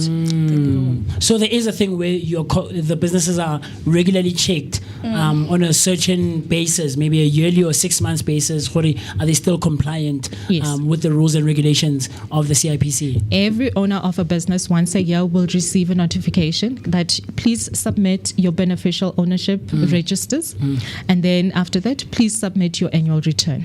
Your annual return is where you disclose how much did your business make, so that they can determine what is the administration fee that you need to pay for your business. I see. Even if your business is not trading, it is expected that you will submit your annual return and state that you are not trading. I see. Zero return, nil return, for lack of a better word. So then if you don't submit, you accumulate penalties and interest. So where you would have, as a micro business, had to pay an annual fee of 100 Rand, then you get your penalty levied. It goes up to 150. And then it just keeps escalating. It keeps piling up. Year on year. Then a person comes, it's like, but I owe so much money and this business is never traded. You're the one that did not comply. So make sure that you submit your annual returns, make sure that you submit your beneficial ownership information. Because failure to do so, and then you come and say your business was hijacked, it was used by somebody else to conduct illicit business, the obligation is on you, the director who registered the business. Before we let you go, last This two comments. actually got me thinking. Yes. Somewhere out there is a company that is avoiding paying its employees on their bank accounts and doing e-wallets or cash sends because that person or that entrepreneur thinks this way I could actually play around, play a smart game with tax. Now we have a question on our WhatsApp line which says, can you kindly tell us the difference between evading tax and avoiding tax? Is there a smart way of playing in the tax space legally? So avoiding tax is legal. Okay. Avoiding tax is coming up with strategies to ensure that you reduce your tax liability. Okay. And sometimes you don't even pay tax at all. Okay. But you are within the law. So you've got your income to simplify it, your income and expenses, and you are able to structure your affairs such that at the end of the day, if you have a liability, it's minimal. It does not cause you a headache. Okay. That's tax avoidance. Okay. You remember in terms of the Income Tax Act, there is expenses that are allowed by SARS for purposes of running your business. Sure. Then there is now tax evading. That is illegal. Okay. That is what can cause you to be imprisoned if it's found necessary. Sure. So what is now tax evading? E-wallet payments. Envelope. Brown Yes. envelope payments. Under declaring on your returns. Yes. Not recognizing certain activities in your business. There is a whole lot that we can speak to in terms of tax evading, and that is totally illegal and unacceptable in our country, and that can bring you a lot of headache, to put it lightly. But try not to evade tax. Yeah. You can avoid tax, but you cannot evade yeah, tax. because it's not wrong, guys. We don't want people to go to prison. One last question, because I don't want us to keep you for too long. And I don't know about you, but this sounds like it's quite an extensive conversation. That has quite a lot of information and knowledge that all of us need to have. Whether you are a business owner, whether you are someone who is in the business space and things of that nature, and maybe we can make like maybe a 3-part series, where we tap into these kinds of things and explore a bit more, because right now on the Vooka Breakfast Show, we're all about information and knowledge. You remember I did mention the last time, but the last comment that came through, this person is saying, should a SME learn how to do compliance or outsource? And what is the cost implications of that? Cost implications vary. Okay. I cannot give a certain price to that. I think depending on your level of business development and your level of expertise, it is always advisable that when you're a business owner, you outsource whatever activities are going to hinder you from being able to achieve what you do best. If you are a person who produces sneakers, your expertise are in the process of producing sneakers, in manufacturing. You understand that best. But you're not a person who's going to be sitting there and calculating that to produce one sneaker, I need so much money and so forth. You need somebody who's going to assist you with the costing of your product. You need somebody who's going to assist you with ensuring that your company or your business is compliant. You need somebody who's going to assist you with marketing. You need somebody who's going to assist you with putting together joint ventures, collaborations that are going to result in you being able to do what you do best. Oprah Winfrey does not do all the work herself. On her show. There is different people, just like you have in your studio, who are there to make sure that you specialize in what you do. I see. There's one last comment that came through by Uspen City. I'm sorry, because I know Uspen City is an adamant watcher and a follower of ours and a big supporter of ours, and it would be remiss of me if I didn't, share his thoughts. So he comes in and he says, "Are dividends taxed? If I take a salary once a year in a form of dividends, do I pay tax on those dividends?" So let's clarify. Sure. Salary you pay if your salary meets the threshold. Sure. You have pay as you earn UIF and SDL that is applicable to a salary. Okay. If you pay yourself a dividend, then there is dividends tax, and therefore it is expected that you would then pay your dividends tax, and you use different returns to declare the dividends or the pay as you earn. I see. Very, very interesting stuff. I love it. Yes. So, if you're pleased, I am. This is me asking: can we make it a series thing, a 3-part series where maybe on 3 consecutive Tuesdays we structure a nice conversation, that is based on tax and regulatory rules, right, and compliance and things of that nature, so that we can explore more and go in depth into the space of tax and regulatory compliance and things of that nature, so that people can learn these things. Because Uspin City is a business owner himself, who deals with waste management and is in the space of waste management. Wow. Very, very interesting. The business is called Iseben Zanati, and it's getting into a place where they're slowly now growing. They just started a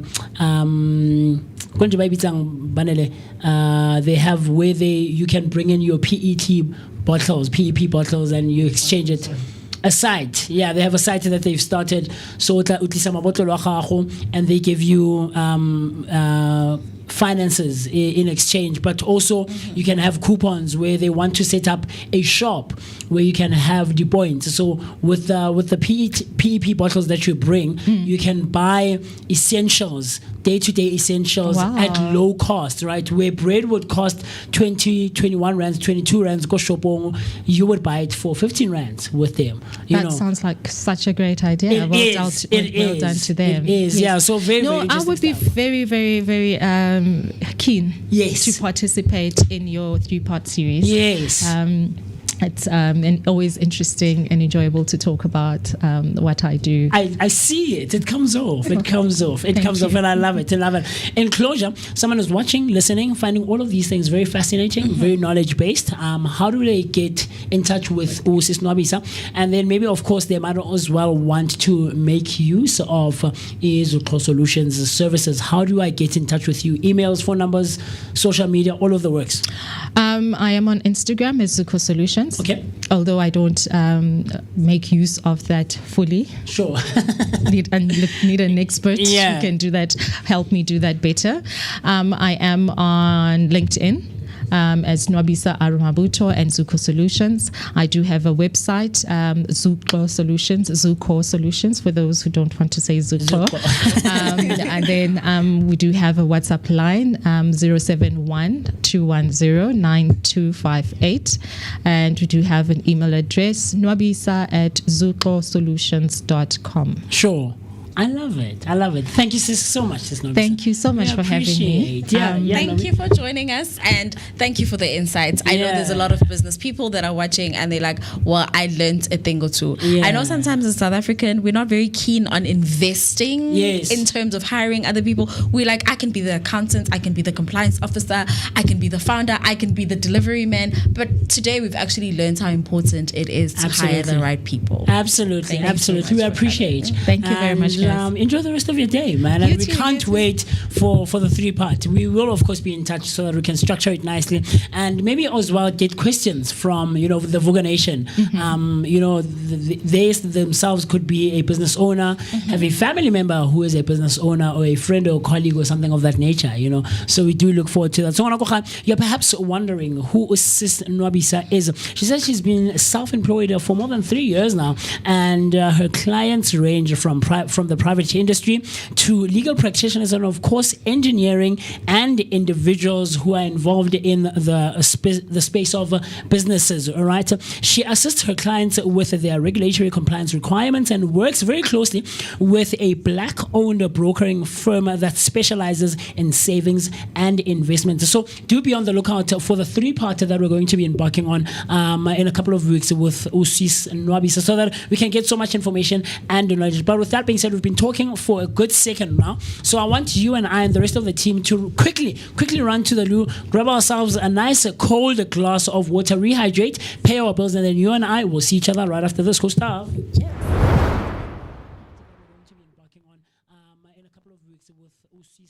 So that we can get so much information and knowledge. But with that being said, we've been talking for a good second now. So I want you and I and the rest of the team to quickly run to the loo, grab ourselves a nice cold glass of water, rehydrate, pay our bills, and then you and I will see each other right after this.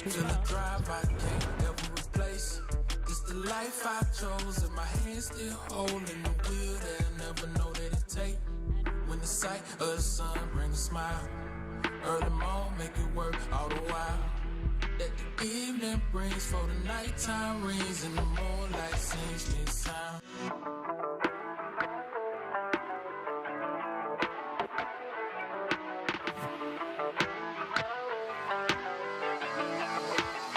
Show them folks what happened when you relentless, and your actions start to match the path of what you intended. Put the time in to perfect the craft, I'm the truest in it. Ain't a doubt about it either. When it's in, you better own it. I'ma shout it out the speakers from a small city where not many make it out the gate. I put my all in it to leave no debate on if I'm great. Plenty folks who got opinions that'll never know the stakes. When you solo every battle and your soul ain't got the faith. I'ma pray, I'm a hero, but I'm Clark without the cape. Put it on, I'm about to fly when I'm almost about to break. Understand you hold a trial and the triumph in your hand. What's the plan? You can't just take what they give you. You a man, you was chose. This life can get darker before it glows, but we shining and it shows through the flows and the pros that I speak.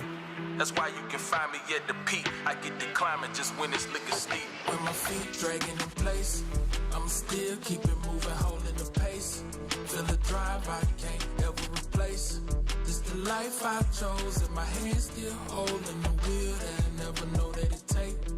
When the sight of the sun brings a smile, early morning make it work all the while. That the evening brings for the nighttime rings, and the moonlight sings me a sound.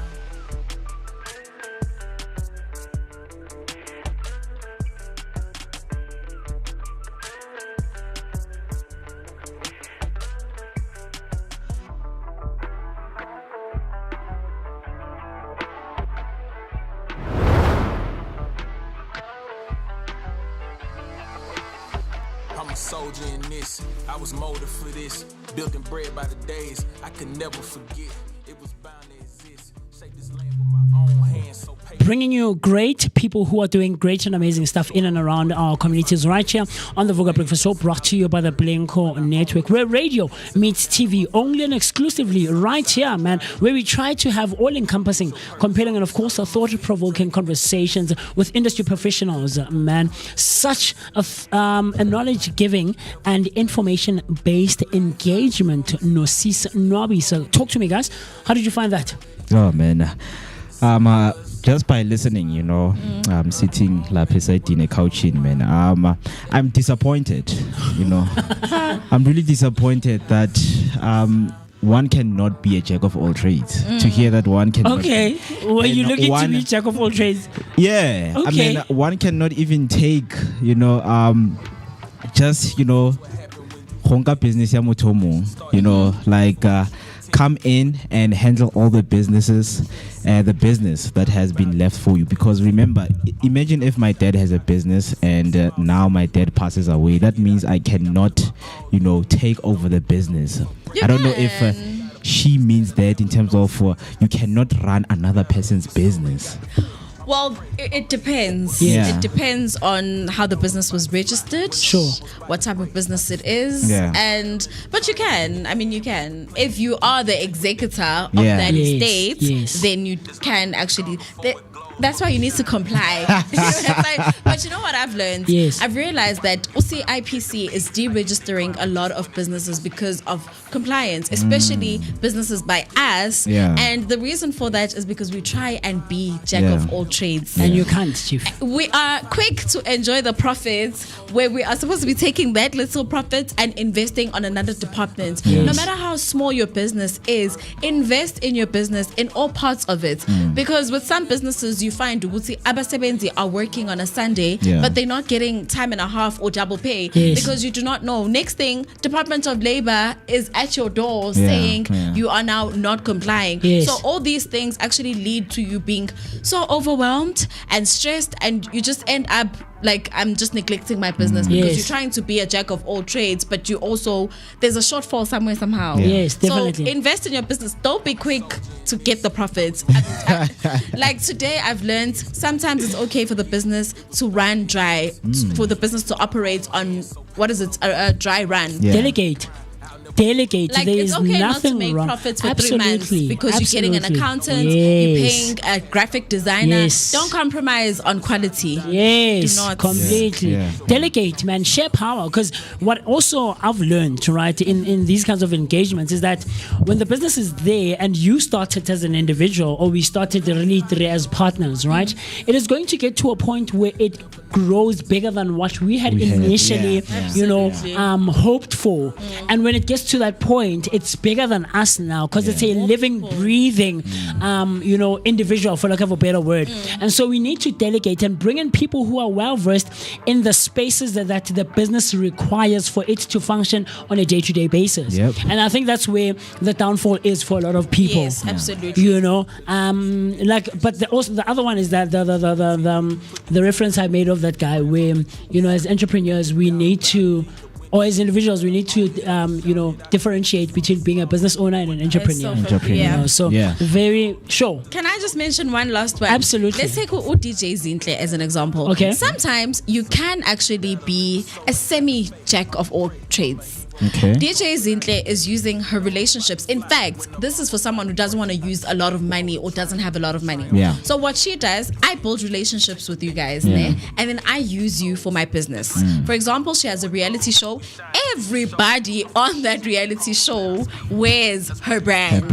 Yeah. She will take you and she would be like, okay, you are quite good with graphic designing. How about you do the logos and like build relationships with people, and when you build those relationships, let it benefit you in a way. Wherever they go, they talk about the business. Let it be beneficial to say, okay, I have a photographer. Like, look at the gaps in your business, and then start fostering relationships to close those gaps. Absolutely. Go out to look for photographers. Be like, hey, I have a business, ganje. Let's take pictures. Let's see. I'm promoting your brand as a photographer, but you're also taking pictures. Contributing. To my collaboration. To my Absolutely. Very interesting, man. Absolutely. Completely. When I go high, the time right about now, 45 minutes after the hour, 8 o'clock on a Tuesday morning, the 7th of October 2025. Just 15 minutes before the hour, 9 o'clock on this lovely Tuesday morning. We're just in conversation with Usis Nwabisa, and giving so much information and knowledge.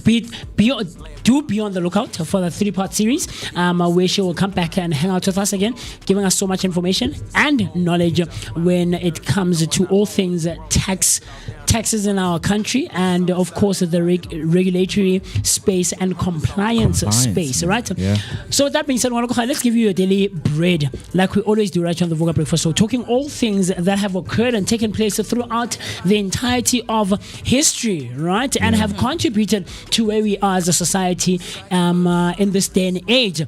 The first one that I have for you today in history on the 7th of October is that back in 2015, the US President Barack Obama apologizes to Doctors Without Borders president and the president of Afghanistan for the bombing of a hospital in Kunduz. Very interesting stuff. In October of 2015, President Barack Obama personally apologized to Doctors Without Borders, Medicines Sans Frontières. Hey. And Afghanistan President Ashraf Ghani for a US airstrike that mistakenly targeted a hospital in Kunduz, Afghanistan, killing 42 people, including medical staff and patients. The hospital, whose coordinates had been shared with US forces, was hit by an AC-130 gunship during insane fighting between Afghanistan forces and the Taliban.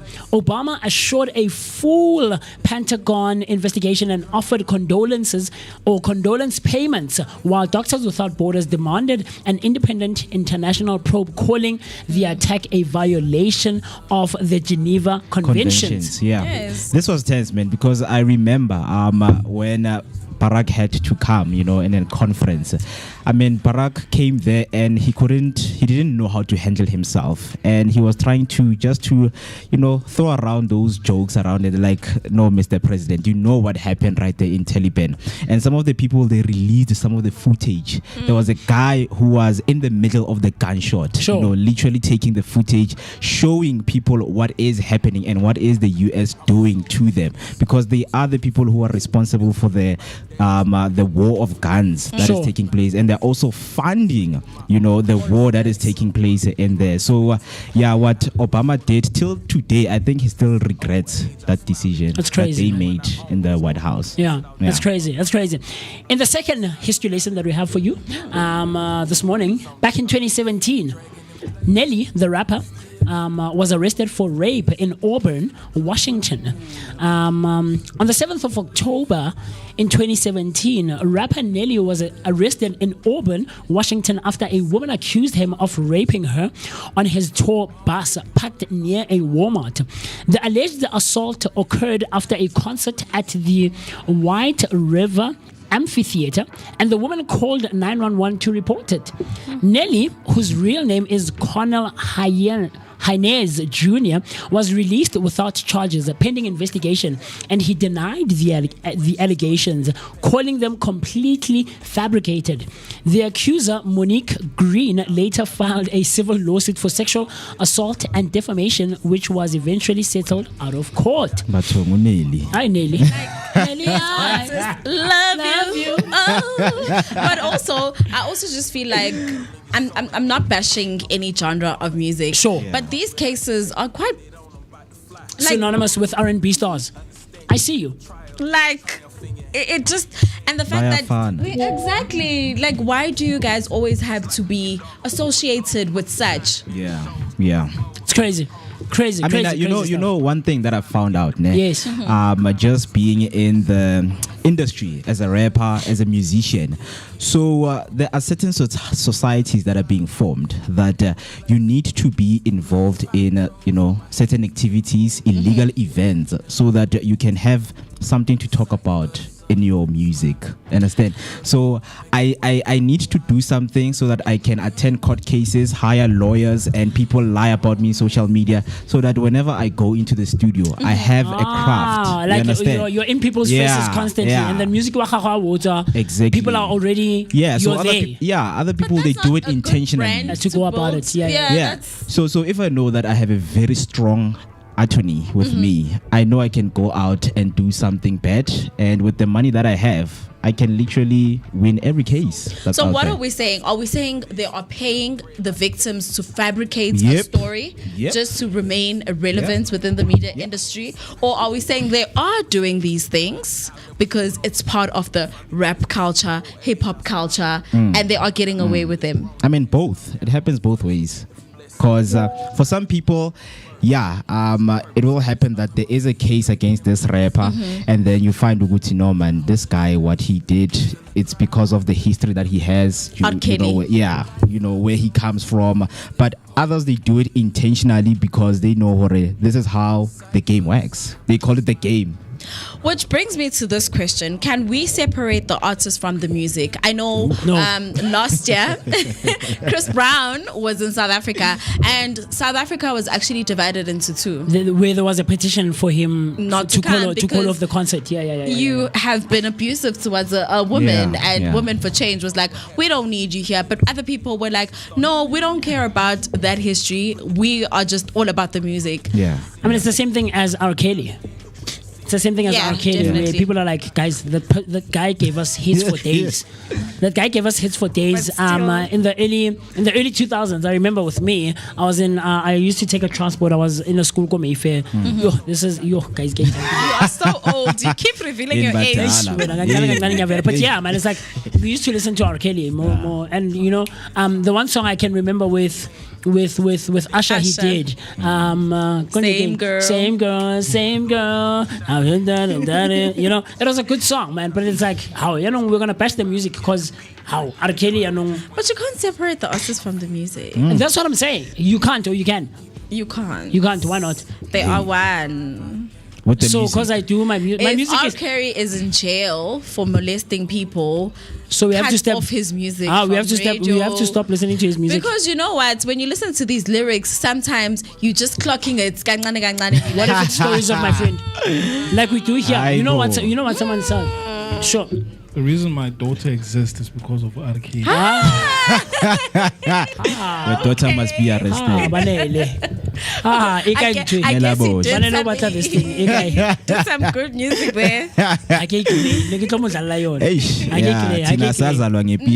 like the storm is over and Kelly.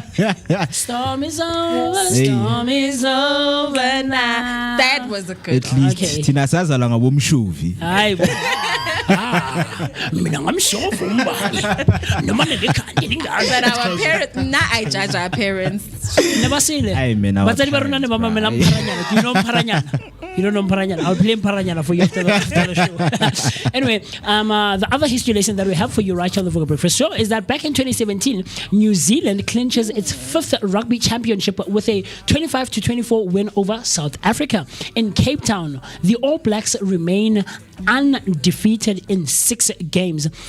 In a nail-biting finale at Cape Town's New Zealand Stadium, New Zealand edged South Africa 25-4 to secure their 5th rugby championship title in 2017, completing the tournament undefeated across 6 matches.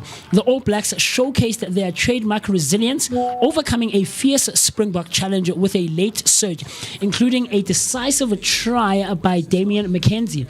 The match was a testament to the intense rivalry between the two rugby giants, with South Africa leading for much of the game before New Zealand. A clinical finish sealed the win and the championship. Very, very interesting stuff. Can I be a hater? Talk to me. It's just 1 point.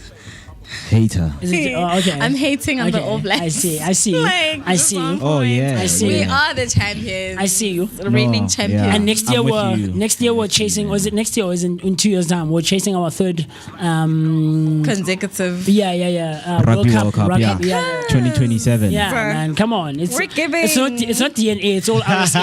It's all Also, RSA. South Africa was leading. Yeah. South Africa was leading. The Bucks were leading. It only just happened that towards the end, the All Blacks got that one. Yeah. I'm a hater. I'm sorry. Mr. Mo, talk to me, man. International days that we're celebrating. Yeah, man. You know that each and every day we wake up, we celebrate some of the days, and of course, you're asking yourself that are we always waiting for Christmas Day? Are we always waiting for the Day of Reconciliation? But no, man. There are some of the days that we are celebrating out there. Yeah, whether it's nationally or internationally. But today we are looking into the one that most of us we are struggling from, Kosiama, just to forgive someone. So that is what we're going to be highlighting, which is National Forgiveness and Happiness Day, right? So you're asking yourself, man, what are these days about? In terms of happiness, because we know that we define these according to our own knowledge. To say, okay, now according to me, forgiveness is when somebody forgives me, even if I'm the one who started the fight. Right, so National Forgiveness and Happiness Day observed on this day, October 7th, promotes emotional healing by encouraging people to forgive themselves and others, recognizing that forgiveness is key to lasting happiness. Hence, it's National Forgiveness Day and Happiness Day. Right, originating in 1994, renamed in 2016, the day highlights how letting go of resentment and embracing compassion can improve mental well-being and strengthen relationships. So I'm going to ask you guys, when was the last time you forgave someone? I am in an era where I forgive myself every single day. And we don't often focus on forgiving ourselves. Yeah, we are true. very much quick on saying, I need to forgive others and I need to, but you can't really pour from an empty cup. Yeah. We've made decisions that we're not proud of. Yeah. We've been impulsive in our past and it has affected us. Life didn't turn out the way that we planned. In fact, a couple of weeks ago, I made a video on TikTok saying, you need to forgive yourself. True. You had a child at 16, forgive yourself. You got married, it didn't work out. You got divorced. Forgive yourself for that. And we forgive you for what you've just done. Yeah, like happy birthday, like happiness and forgiveness unto you. But like, I just wish as we celebrate this day, we forgive ourselves. Man. Forgiveness and happiness, those are the things that go hand in hand. Because once you have forgave yourself, now happiness starts to thrive in your life. You start to be happy because now uvula inhliziyo kahle kahle. And you're able to forgive others quicker when you forgive yourself. Yes, right. So out there, if you have someone, man, that you know that till today you're struggling to forgive, guys, today is the day where we embrace and encourage that you need to forgive yourself so that you can forgive other people and be and live happily ever after. And another interesting national day that we are celebrating on today's day is a National Fruit at Work Day. And you're asking yourself, Aibo, I'm a fruit, I'm a banana, I'm chips la. Understand? So National Fruit at Work Day, celebrated on the first Tuesday of October, encourages healthier eating habits by promoting the simple act of enjoying fresh fruits in the workplace. So today we need to go out and buy fruits, guys, because we cannot read these things and then we do not do them. Understand? Yeah. So launched by the Fruit Guys in 2000, the day aims to raise awareness about nutrition, boost employee wellness, and foster a positive work environment. It's a fun reminder that small choices like swapping snack for fruit can lead to big benefits in energy, mood, and productivity. So each and every one of us from today, you must bring a fruit to work. Okay. I can already will go by. We're already at work. But this one, it's a statement that we are starting to put, and we are living by it to say, you need to bring an apple or a banana. But the shops are closed, so I can't. Okay, when was the last time you had a fruit? When was the last time I had a fruit? Yes. Last month. That's bad. But I had a yogurt in a little strawberry. So okay, at least. Nami, how about you? Last time you had a fruit?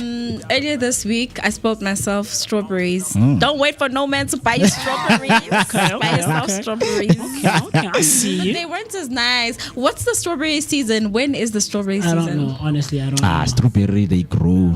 Now is not a good time to be eating strawberries. Is it not? You don't but think so? summer strawberries. Because I remember, my dad had this strawberry garden back when we were in Slovo. Like, they grew in summer. Winter, Winter, they don't. I probably got the winter ones because I was just like, this not romantic at all. Talk to me. People celebrating their birthdays? Yes. Vladimir Putin, my favorite character. My favorite character. Also, He was born on the 7th of October 1952, and that means that today he is turning 73. What is his rise to fame, you ask? Well, he is an authoritarian leader who has served 3 non-consecutive terms as president of Russia since 2000. He has been accused of being a dictator. In 2014, he caused an international outcry when he invaded Ukraine in the midst of their revolution.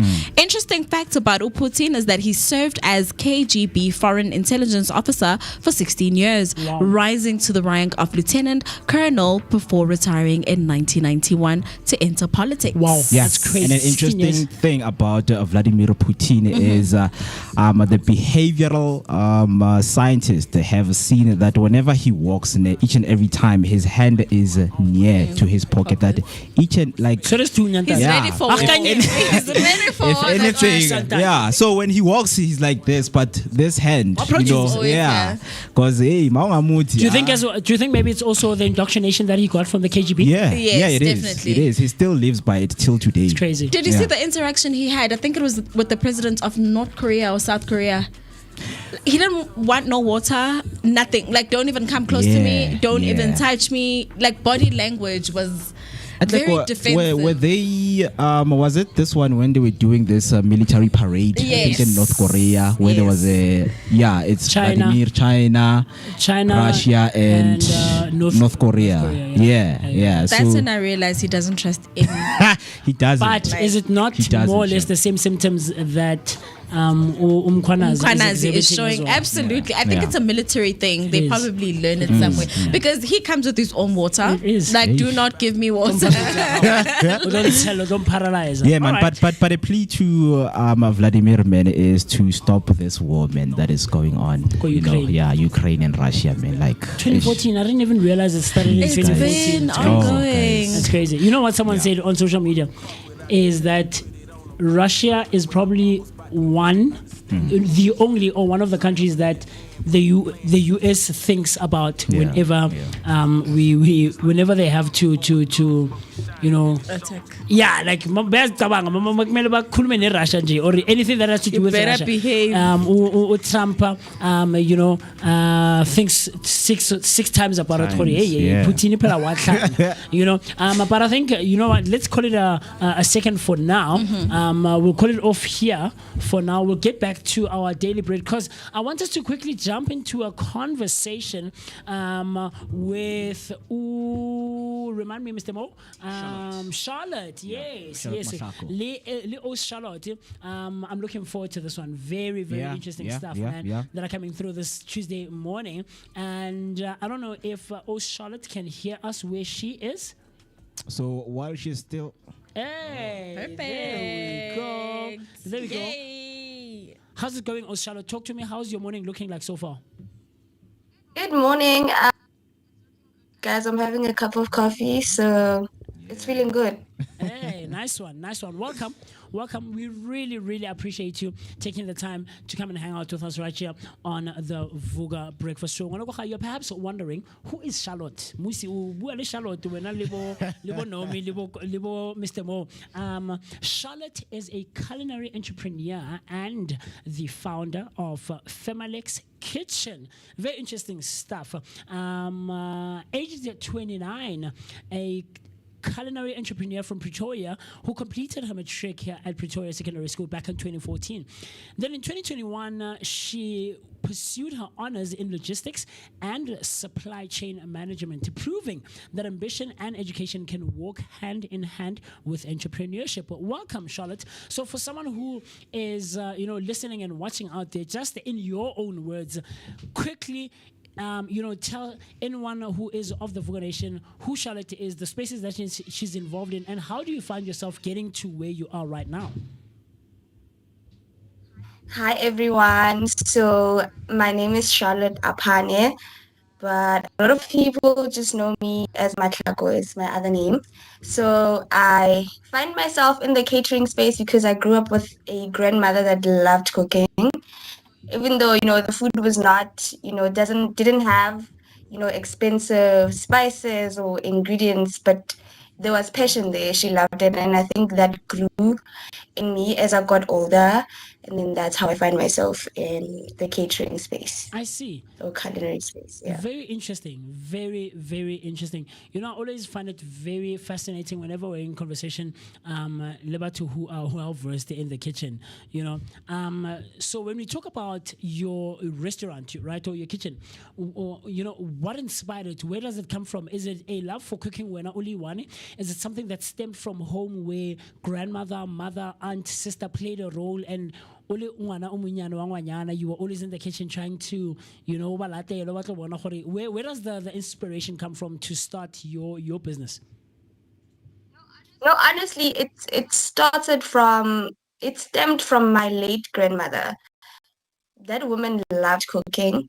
I mean, I hated it when I was 13 and, your teen years. I thought, why am I supposed to cook all the time, Why are the boys not cooking? Why am I the only one cooking? But as I grew older, and then I fell in love, and that passion, seeing her in the kitchen, the memories just came back, and that's how I got inspired to start my own thing. Yeah. I see. Yeah. Very, very, very fascinating. Talk to me, Mr. Mo. Yeah, it is very interesting, man, because I have met some of my friends who, always complain about cooking, as you say, why should it always be me? Yeah. You understand? And there are always defining moments, because sometimes our parents, they really help us, to discover our passions, even the purposes that we have. And then when you realize, this thing I can turn it into something. So in terms of the defining moment when you knew about this path you wanted to take, tell us when did it exactly happen? So I graduated my undergrad and then I couldn't find a job. And then I got a job as a cashier in a place in Linwood. So they sold like baking supplies, right? So people will come into the store and they'll ask you, oh, so how do you mix this together? And how does this work, you know? And I was like, okay, maybe because I don't know, let me go on YouTube and do my research and see how these things actually works. So in 2021, I think around August, that's when I baked my first batch of muffins. And that was a defining moment for me to say, okay, maybe I can do this and turn it into a business. And I started selling in 2022. My first cake collapsed within 10 minutes of collection, but it didn't stop me. It was just something that I wanted to do, you know? Yeah. Yeah. How did you recover from that incident? I mean, most people would have just stopped right at that particular point to say, this is not for me. How do you recover from having a client come back to you 10 minutes after saying the cake has collapsed? They didn't come back.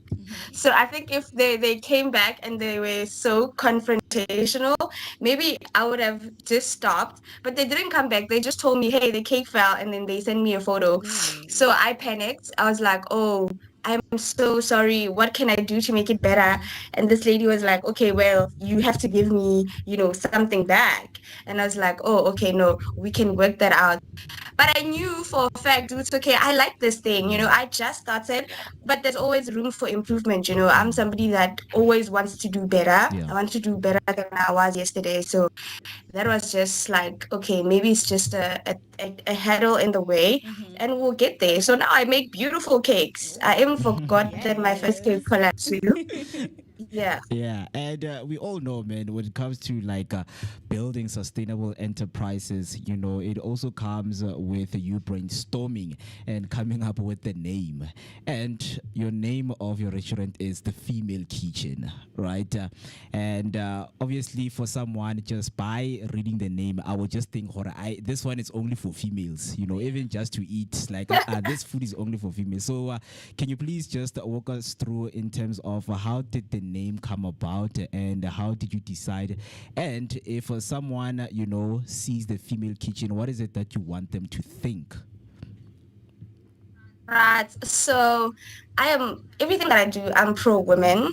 I love women empowerment. So when I was actually thinking about, okay, what name am I going to use that's going to sound or it's going to sound feminine? I just wanted something, yeah. So I came up with female and then I added the XX at the end just to say this is a company that's going to represent female excellence. You know what I mean? So I think that's how the name came about. Yeah, I mean, you know, there's always a story behind, the business, you know, how it started, even the name. So, in terms of the concept, behind the restaurant as a whole, can you please let us know what is it that makes it so unique? Firstly, let me just say this. We are not a restaurant. We don't have a place yet where we can say this is a restaurant that we own. But what we do corporate catering, right? And we also do like social events and whatnot. But I think what sets us apart is the intricacy that we put into food when it comes to like your traditional herbs. We also have like an in-house condiment that's called umnoto, which means the wealth of wellness, right? So that's our chili sauce brand. Yes. So we are deeply rooted in the blackness and the black culture. I see. Speaking about being deeply rooted in blackness and black culture, do you guys have a signature dish that like is everyone's favorite to say like I love this dish? Yeah, you know what? I would say my garlic bread is the best in the world, but I Okay. wouldn't say the world because now people will come for me back. I make a damn good garlic bread. Yeah. Very interesting, man. Very, very, very interesting. But talk to me. With every business, there is of course the financial aspect of it, right? There is the aspect of making sure that your books balance each other. And we were just in conversation Sure. Le Osnwabisa from Pretoria, who specializes in the space of tax and regulatory compliance. So how did you finance the restaurant in the business? Is it something, because we're also talking about funding for small businesses in and around our communities, and there's someone who's watching and listening and is finding all of this thing very fascinating. Charlotte, how did you go about it? Where did you go? I also want to get into a certain industry myself, but I don't know how to navigate that space. Yes. So I got funded by Vooka South Africa to buy my catering equipment. So they had a competition. I think they have it every year. I'm not sure if they did have it this year, but in 2024, they had this competition called Pasta Head Campaign. So there you'd have to upload a video of yourself and you have to go through like some stages in the competition in order for you to win. I think the third prize was 50,000 Rand. So that's how I got to get most of my equipment. But there's also a program called Jigger Communication and Training. It's a green seeds program from Heineken. So that they help you with funding, but they also help you with the developmental stages of a business, how to run your books, how to be compliant, and also how to, just run a business on a day-to-day basis. Yeah. Also to track like your like what are your spending habits like, because your business is a reflection of Yeah. yourself. Yeah, very very interesting, man. It sounds like you've had a journey and a half. Yeah.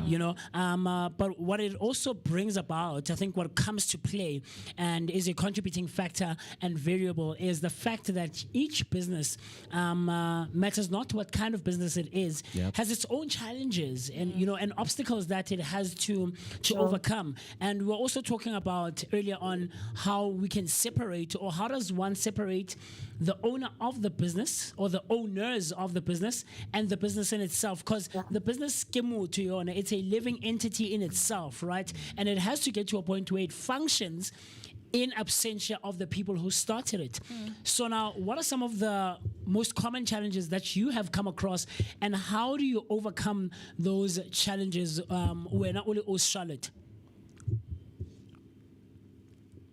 Um, so to speak, I want small business owners to remember that when you start a business, this is your first time doing, whatever you do. But what I can advise, or some of the challenges that I've went through, was dealing with customers and dealing with my finances. I think those were the most biggest.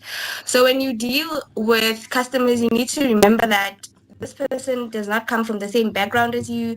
They don't understand things the way that you do understand things. So in a moment, you just have to take back and listen to what the person is saying. The most important thing is to listen to what the person is actually saying, and hear what they are Yeah. saying, putting yourself in their Yeah. shoes. Because sometimes we are quick to say, oh, but Luena or wrong. Yeah. Okay, they might be wrong, but at the end of the day, they are your clients. So you need to see, their point of view. Yeah. So I always take a step back and try to understand, how did we come to this conflict, or how did we come to this problem that we're having? I see you. Yeah. Yeah. And one of the things that you just mentioned right now, and it goes back, to what you have just answered, or as young people, in terms of you getting your things right, complying and things like that. And one would ask in terms of brand placement and brand visibility, because there are a lot of young people out there who are striving to get funding, and a lot of them, they are failing, and you are one of the people who went outside, and how you have positioned yourself and your business, you were able to get funding. So what is that advice you would tell a young person who is an aspiring entrepreneur to do in order for them to position themselves so that they can get the funding that they need? Okay. So, I the first thing is that your business, when you start a business, just have certain systems in place. And the first thing you need to do is get your business registered with the CIPC. And after getting that registered, register yourself with SARS.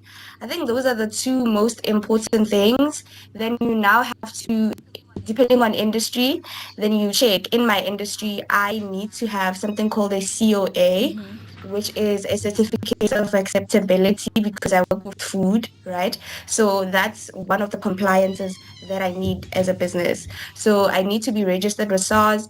I need a CIPC registration document. I also need to be, especially if you're a young woman, you need a BEE certificate in order for you to get most of these fundings. Yeah.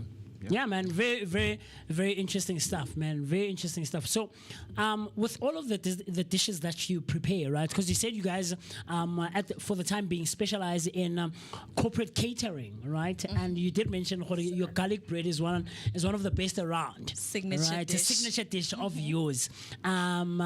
So when it comes to creativity and balance, and drawing inspiration, when you cater for a certain event or function or whatever the case it may be, how do you structure and navigate planning out a nice menu for that event? Is it something that you come about and you create your own stylings, or do you cater it according to the client's needs? So where do you draw inspiration basically for all the dishes that you come up with for the different functions that you cater for? So most times it's just my thoughts. I think maybe my mind is creative, but with corporate clients, they will tell you exactly what they want, and they'll even give you measurements if possible. But for me, I look at something and I'll be like, okay, I see what you guys want, but how can I make it better? Then I make suggestions. If they like the suggestions, then I go ahead with what I think would look good. Yeah. Which then brings us to the question of, sometimes I know your mind can also be your biggest enemy, and you're just like, okay, I'm creative, but also let's try something new. Yeah. So how often do you change your menu, and what drives you to those changes? Most times, I think it will change because of industry trends, right? Right now, we are looking at getting, carts into offices where people just dish their own snacks from like a little cart. Nice. So most of these things are inspired by industry trends, and most times they are inspired by just me being creative in my mind to say, how can I make this thing better than it was yesterday? Very, very interesting.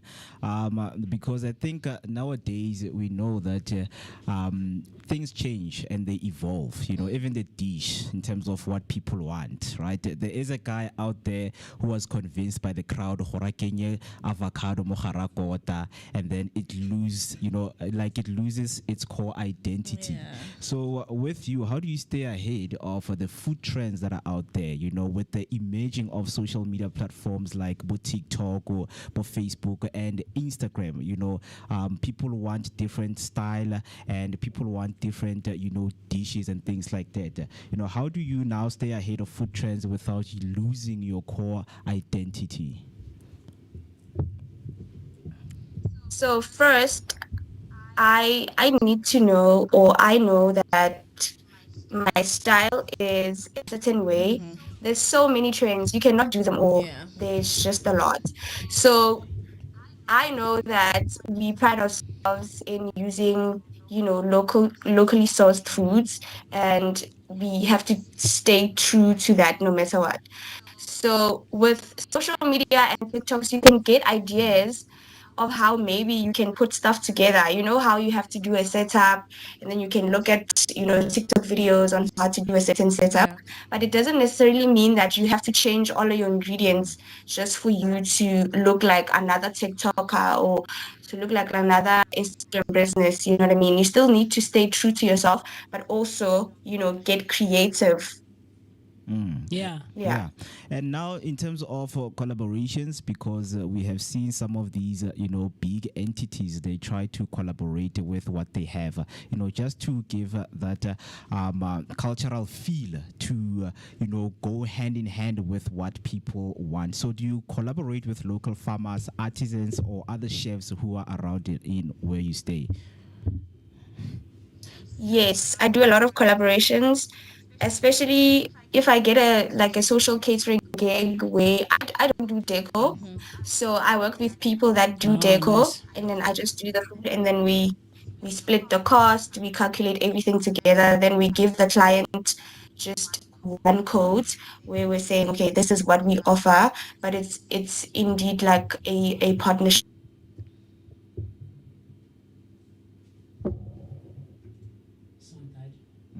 Can you hear us? Can you hear me?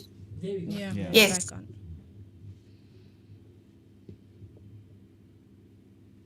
Yeah, I think we're having network problems with her, but just hoping that she will be back in a few minutes.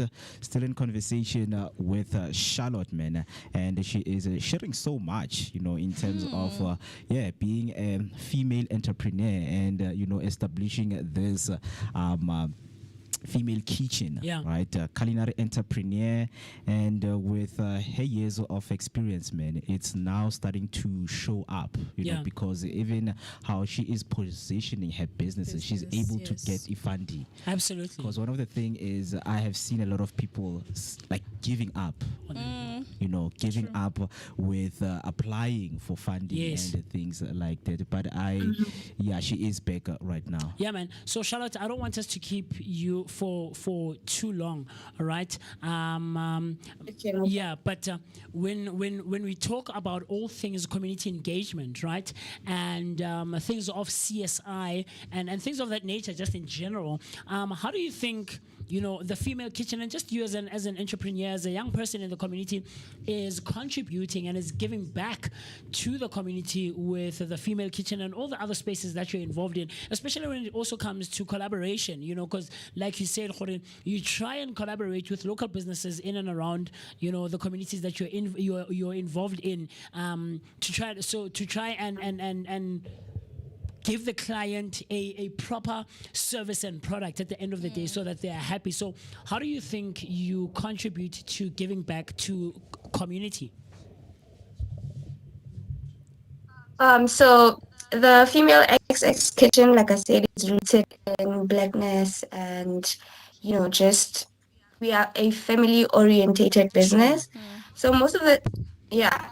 So what we do normally is we give out free cake, or we did now recently we did 24 cupcakes for cancer day. Oh, nice. So we usually just find pro bono events where we can just contribute a little bit of something that we can. And yeah, I think me giving back is just giving a sweet treat to somebody. Yeah, I see you. I see you. In closure, quickly, because I don't want to keep you for too long, right? I take it that Charlotte is a very busy person, man. Obatluang kamo, le kamo. But when we talk about the female Yes, kitchen and sir. just you in general, with all the other spaces that you're involved in, what's the next thing? For the brand in its entirety. If perhaps you also have any plans for expansion and new concepts that you might be exploring with, for the future. It could be in the next month, the next year, the next 3 years, or even the next 5 years. What's next for you and the female kitchen? All right. So, like I said to you guys a few minutes ago, that we want to expand into having carts in separate spaces where people can just dish out snacks. It's like a charcuterie board, but it's on a cart, right? So we are trying to get that into the event spaces where people are doing brand shoots or they're doing, all sorts of stuff. And also, we're looking to open a kitchen in Pretoria, probably in Sunnyside or in the CBD, and put ourselves on Uber Eats and Mr. D. So if somebody wants to sponsor me and they're watching this, please contact me. Yeah, come through. Surely they are going to come through. But before we let you go, man, we see on your socials that you have the umnoto sauce and the chili, right? Can you please take us through in terms of do you guys make that on your own from the start, or maybe you source ingredients from somewhere and things like that? Yes, we source our ingredients from a local lady. She's a chili farmer.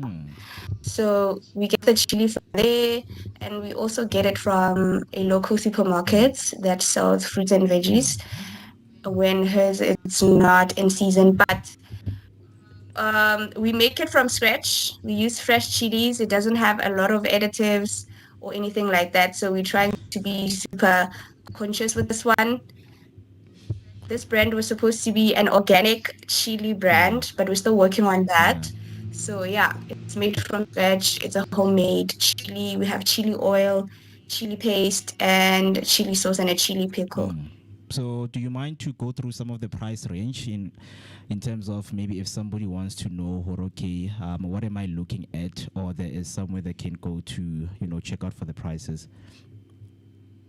Yes, on all my social media, it is linked, but the chili oil, there it is going for 60 Rand, and then we have a chili sauce for 45, and we have a chili paste for 50 Rand, and a chili mix for 40 Rand. But we're currently running a special for people that want to resell white label packaging.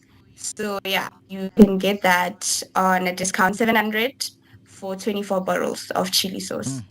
Charlotte, thank you so much for your time. It was really, really nice, man, to have this conversation with you and just to learn a lot, because I know there are a lot of female entrepreneurs out there who are looking for advices from people who have like experience, and you have shed the light in terms of what they need to do and things that they need to look out for just by having a business. With that being said, thank you so much for your time, man. Thank you so much, you guys. Yeah, but well, lastly, because it's National Fruit Day, have you eaten any fruit today? Good question. Well, let me not lie on a public platform. I just had this. I had my coffee, so I think the beans will make up for that. Yeah. But someone is watching, is listening, is finding all of the things, quite fascinating. A young lady in business is doing the things for herself, and wants to get in touch, wants to collaborate, wants to make use of the services that you offer. How do we go about engaging and getting in touch with you, from social media to emails to WhatsApp numbers and everything else in between? Yes, I am so open to collaborations. I'm open to sponsors. I'm just open to doing business. So you can find me on 071 508 6310, or you can get me at Apane Charlotte m117@gmail.com, or you can find us on sales at femaleXXkitchen.co.za. Ah, man. Oh, Charlotte, thank you so much. Thank you so much. We really appreciate you taking the time to come and hang out with us, and hopefully in the near future, all of this will happen right here in studio physically, so that and we can see each other, and maybe perhaps you can also come through with some samples so that we can show our viewers what your food looks like in real time, when it's on the plate. But I can get to for sure. Yes, but we do appreciate that. Thank you so much, and of course, do enjoy the rest of your day.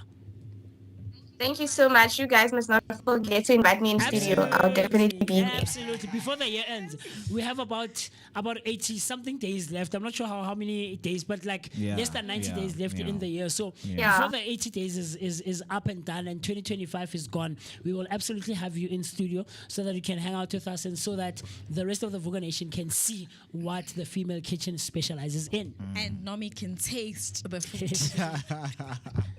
Thank you so much, guys. Keep well. You're welcome. Cool stuff, man. That was Charlotte Apane, a young entrepreneur who specializes in all things culinary arts, and of course is the founder and the owner of the Female Kitchen. And a bit later on, we're going to be hanging out with Deacon and Umbali, the founders of Mswenko Corner. Can't wait to get into that conversation. They're right here with us in studio. But before we get to that, it is still Financial Wellness Tuesday, right? Talking all things of financial education and information and taking care of your finances. But with that being said, we've been talking for a good second, and what I want us to do, quickly run to the loo, pay our bills, and then you and I and the rest of the team will see each other right after this. Cool stuff.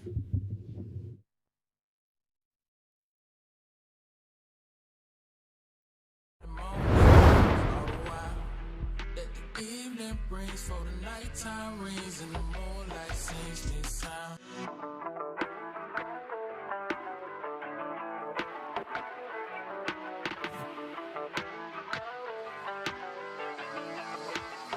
Show them folks what happened when you relentless and your actions start to match the path for what you intended. Put the time in to perfect the craft, I'm the truest in it. Ain't a doubt about it either. When it's in, you better own it. I'ma shout it out the speakers from a small city where not many make it out the gate. I put my all in it to leave no debate on different grade. Plenty folks who got opinions that'll never know the stakes. When you solo every battle and your soul ain't got the faith. I'ma pray, I'm a hero, but I'm Clark without the cape. Put it on, I'm about to fly when I'm almost about to break. Understand you hold a trial and the triumph in your hand. What's the plan? You can't just take what they give you. You a man, you was chose.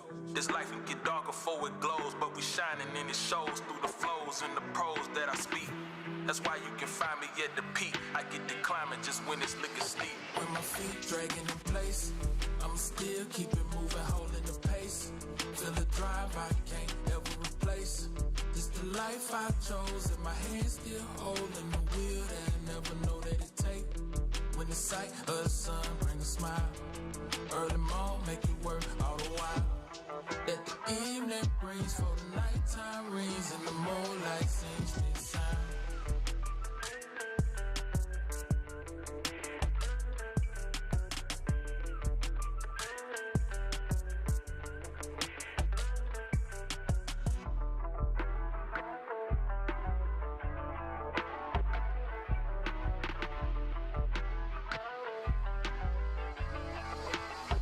I'm a soldier in this, I was molded for this.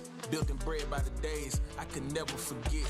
It was bound to exist. Shape this land with my own hands, so pay what I'm worth. Give my respect to the grind, I'll never short on the work. If I be blessed to see old age, I'll smile at the dirt. Knowing I own what is grown to pass it all down to my first. If you let some inside you die, then I'm here to rebirth. Never lose your purpose on this earth. When my feet dragging in place, I'ma still keep it moving, holding the pace. Feel a drive I can't ever replace. It's the life I chose, and my hands still holding the wheel that I never know that it take. When the sight of the sun brings a smile, early morn make it work all the while. That the evening brings for the nighttime rings and the moonlight sings this sound.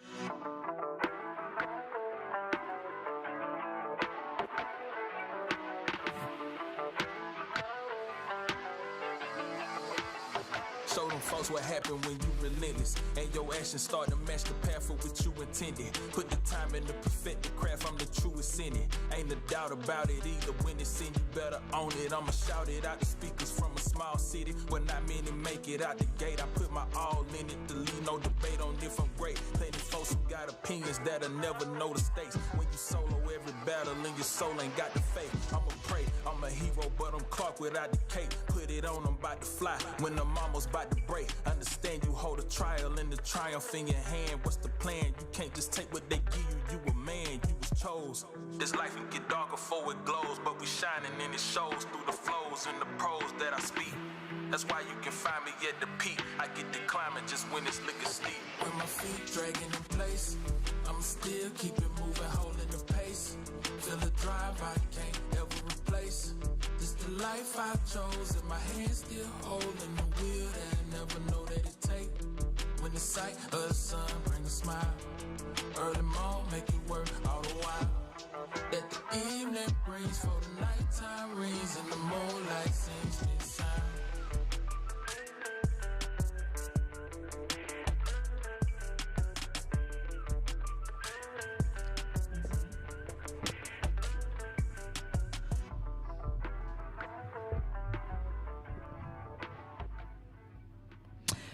Yeah, man. Good music, good vibes is what we're giving you right here on the show. Remember, it is still that energetic start to your day, accompanied by that daily dose of positivity, and it's still Tuesday morning. Starting off with the Tuesday motivation, guys. And what are you choosing? Because I know that we have started off very quickly, but we found ourselves here, right? We kickstarting the day, and we are still setting the tone in terms of how do we want our Tuesday to be like. We went through some of the national days. Yes, you need to choose yourself. In order to forgive yourself, you will be happy, right? Yes. And I am glad that I am still here, still enjoying myself, and I see some of the comments coming through. But before we head over to the comments, do you have anything in mind that you're choosing for today? Last week you said you're choosing yourself. Yeah. Me look at any. So what are you You can't be choosing yourself when now I am. Now, I choose surrounding myself with people that are good for my nervous system. Ah, beautiful. Beautiful. People that are calm, people that don't stress me, people that love me and foster a relationship where I feel that there's security, there is safety, and there is peace.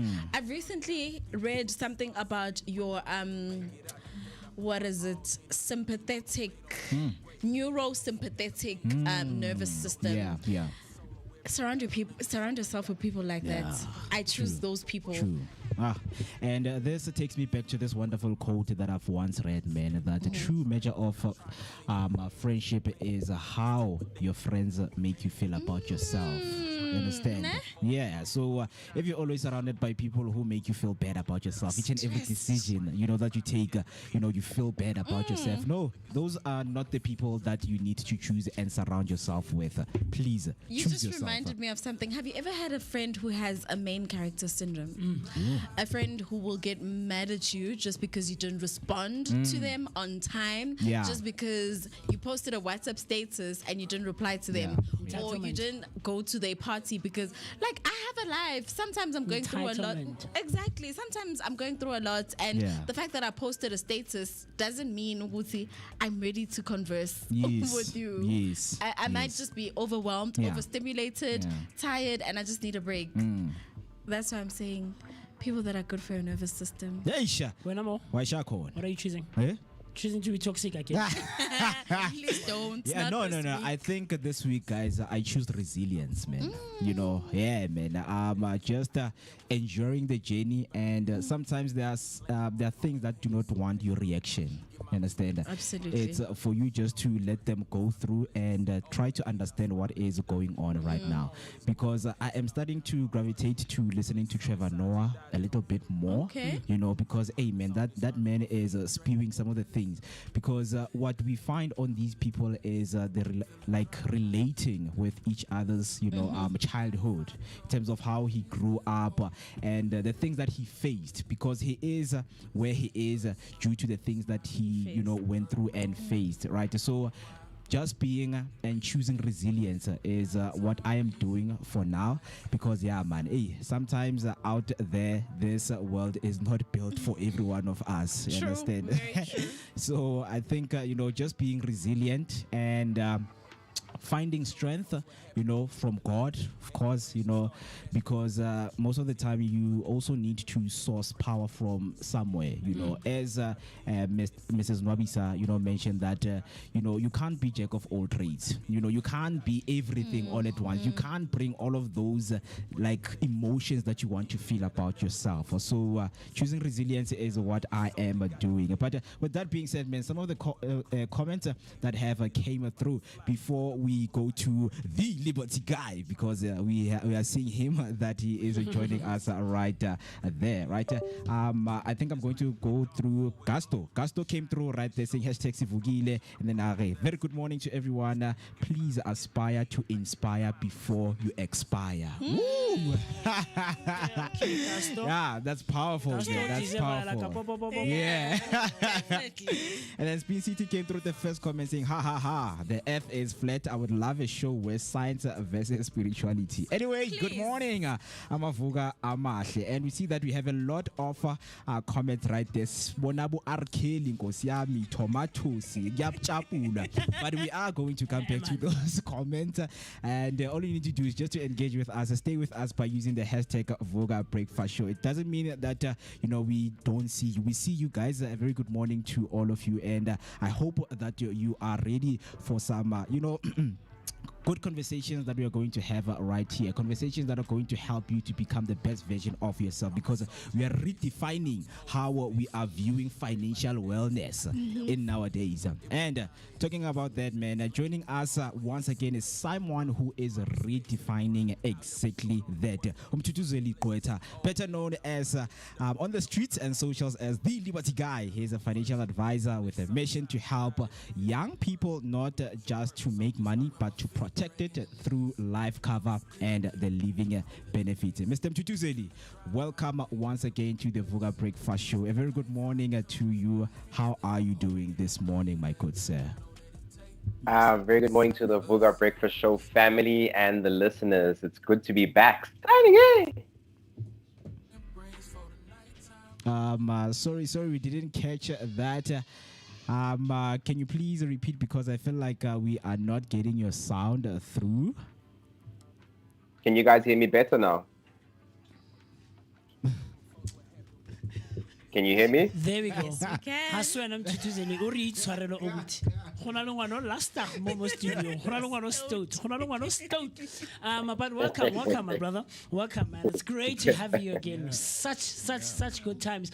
I know the last time when you were here we had such an engaging conversation, man, and I was really seriously hoping that you'd be in studio with us, because when I saw your name, yesterday as we were going through the preparations for today, I got excited, because I know we're gonna get into such a great conversation. But as things would have it, life will happen. Unfortunately, you're not with us in studio. But I know this will not limit us. It will not limit our engagement.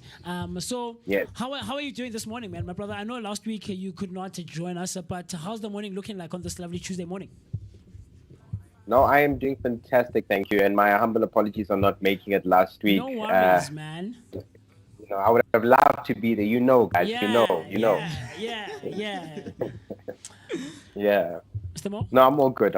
How are you guys? We are good. We are good once again to have you as, today, of course, we are setting, the tone for everyone who has been joining us and who have been following this series, man, of a financial wellness, man. And we know that, money, mindset, and protection is what many young South Africans are yearning for. So for today, of course, we're going to be looking deep into life cover and the living benefits for the youth.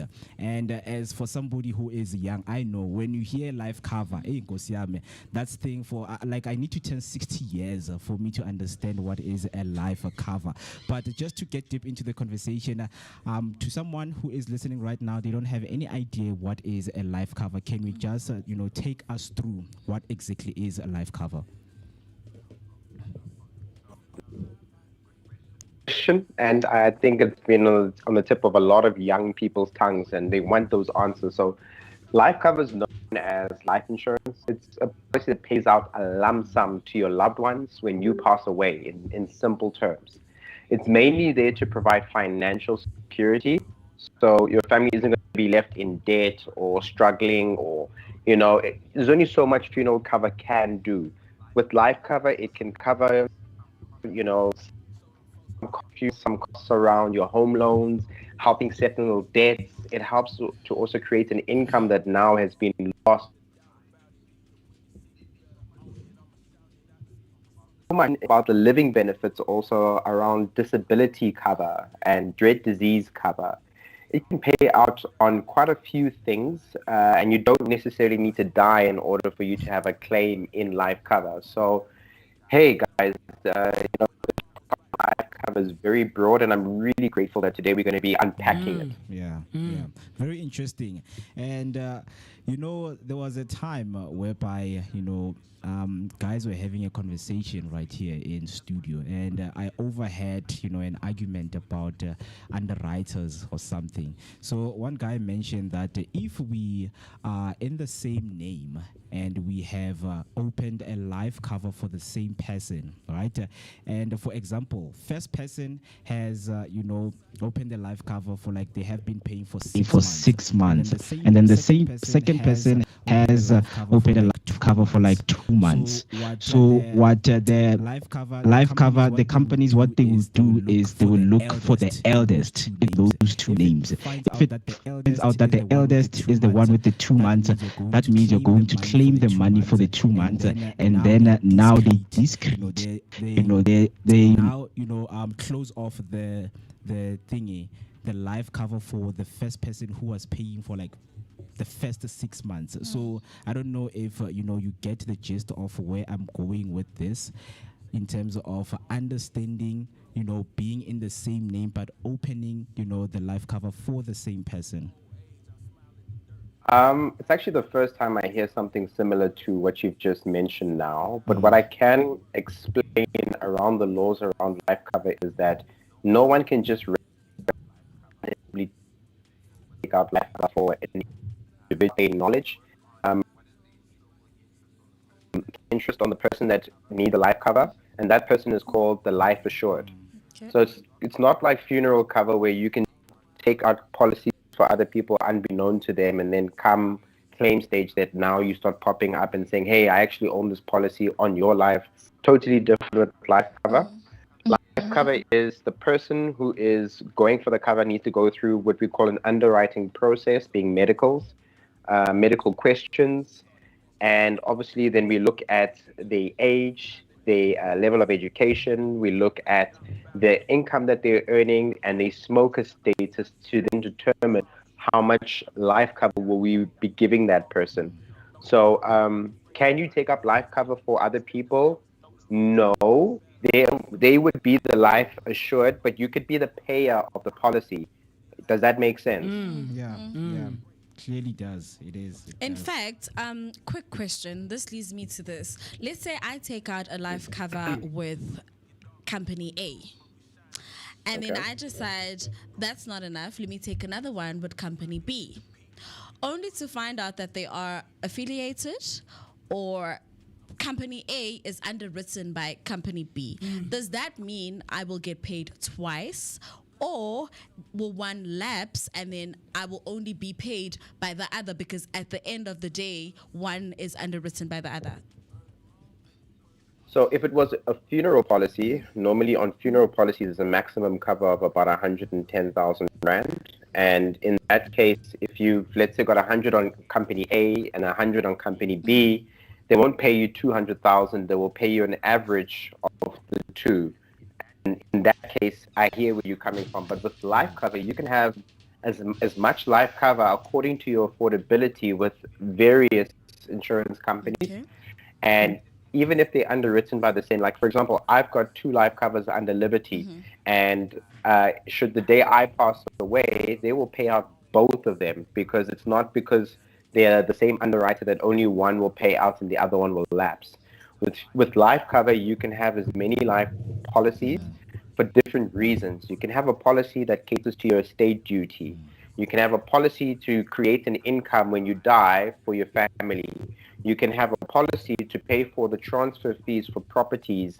So with life cover, you can have as many policies for different reasons in your estate planning process, and they could be underwritten by one company or multiple. There's not going to be any hindrance when it comes to claim stage. Very interesting. And we know that each and every time when we talk about the finances, we yearn to break the myth, right? Yeah, we know that a lot of people out there, they say things, and some of them, they take those things and they now don't get proper, financial advices, So we know that we always try to fit in some of these products that we are talking about, because as we mentioned that this is solely for the young people who are always avoiding such conversation and such talks when they're being brought up. So how do these products fit into the lifestyle of someone in their 20s or early 30s, who's still building, hustling, maybe even freelancing out there? Yeah, well, first thing is first, my Vooka family, that all of us should have life cover, especially when we're in our young 20s, because reason number one, you pay much lower premiums because you're young and you're healthy. Now, number two, you can also lock in low rates for the years to come when you get into that base very early. I always say to people, look at your health when you're young. You don't hear people talking about arthritis. You don't hear them crying about blood pressure, diabetes, BMI, being overweight. But as we get older, life happens. We start working, we become high risk, we start doing all these other things, and that's when we're going to want to get the life covers for various reasons. Number one, when you buy a property, I advise all my clients, don't take the bond cover from the bank, get your own life cover so that you then have that liability cover for that 240 months, being 20 years, when you're financing the property. Because at the end, you will own it versus the bond cover after 20 years not owning it. Now, that's something that can benefit the young. Your debts, people with, credit cards, loans. There's a little line item called credit life that you'll normally see on your statement on your loan or your credit payment. Having your own life cover, you can actually waiver that. We call that doing a session plan to say that this life cover that I do have, it caters to any debts should I pass away that it will cover. So I don't need to be having that extra line item, and the debt that I'm repaying can actually be fully paid versus a 300 or 400 rand that's going to be taken for credit life. So there's a lot of benefits. There's really a lot. You can insure your income. We call it income protection. So we're living in a very volatile day and age where if you're not able to go to work for more than 90 days, will they pay you? Will your income still be there? Things like that. Retrenchment, you can get cover to protect yourself from retrenchment from your employer.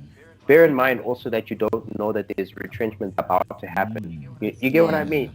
So life cover is not just for boom, I'm gone, I've died. There's many benefits to it. Outside of just insuring your cell phone and insuring your laptop, your life benefits can take care of you without you necessarily having to die. And that's a big thing. I'm very glad, that you touched on that, because what you have touched on is what we call the invincibility mindset. To say, you know what, I'm young, like I'm strong. What do you mean now, life cover and things like that? So in your experience, what do you think is the biggest emotional or psychological block that stops people from taking life cover seriously? Lack of knowledge. Lack of knowledge. You won't do what you don't know. You will definitely do what you know.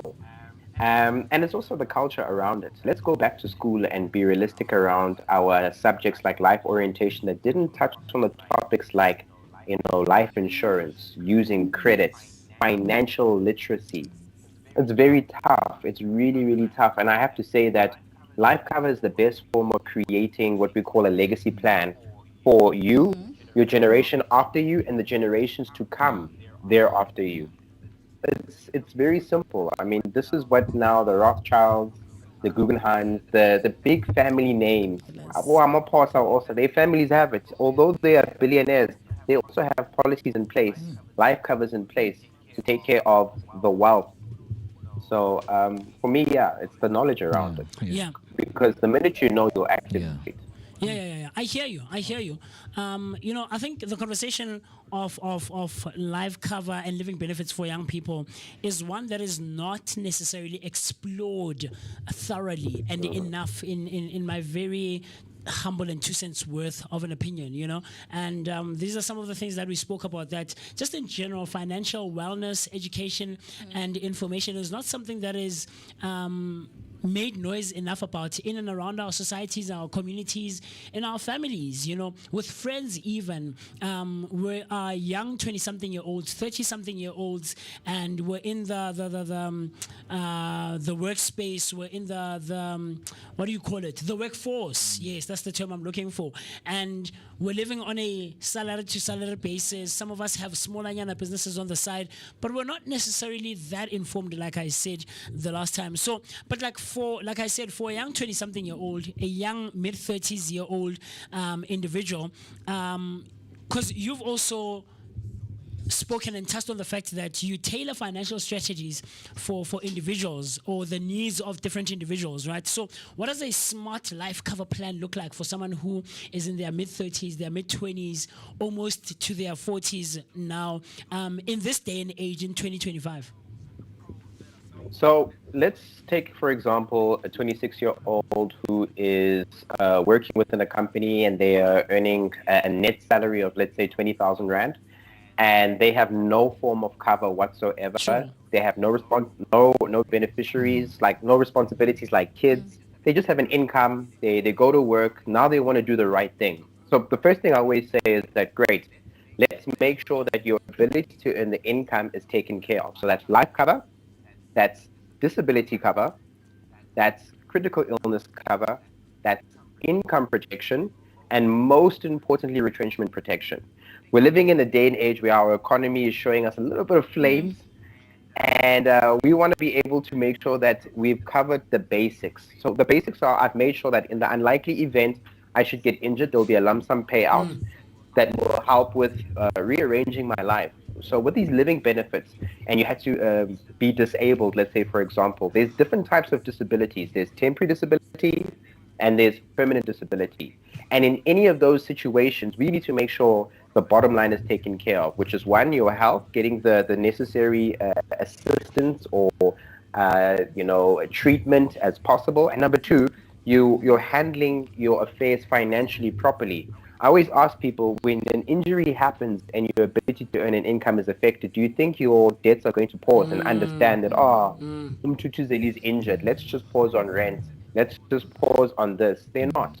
So I need to make sure that the basics are taken care of. You didn't die, but there is a hindrance in your ability to earn an income. So I'm covering those areas of concern. Yeah.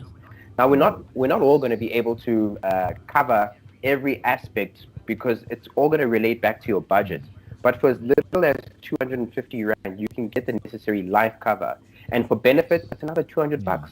Under 500 Rand, you can ensure that the main thing, that if anything happens to me, I'm covered income-wise, I'm covered job-wise, and I'm covered from a disability or critical illness-wise. That is the smart move. I see. Quite fascinating, man. Quite fascinating. And I'm here thinking there is someone who's probably confused hearing us using these terms: funeral plan, life cover. Perhaps just to give them, insights on the difference between a funeral plan and a life cover, because I think sometimes people are confused the two. You confuse the two. You're like, no, I do have umasingcwabisane, so I'm covered. And we're not really educated about these terms as well. So what is the difference between a life cover and a funeral plan? Perfect question, and thank you for asking that. I've had many workshops talking about funeral cover versus life cover. So funeral cover, group society burials, they are basically you putting away money every month. Could be for a value of 10,000, 50,000, or 100,000. And the day you pass away, or whichever member you have on that burial scheme or funeral cover, there will be money that will be released, or there will be benefits that will be released. So if it's the benefits that were released, we're talking about now a casket, We're talking about the whole, mortuary services. We're talking about now the whole programs, and then they have the whole tents, groceries, all of that. And that's a beautiful day because that's a good send off for that family member or for you. Okay. If it's money, they will give you the money to then you go and pay for those individual things. So that's what funeral benefit or funeral cover is. It covers that day. Yeah. Now, life cover, okay?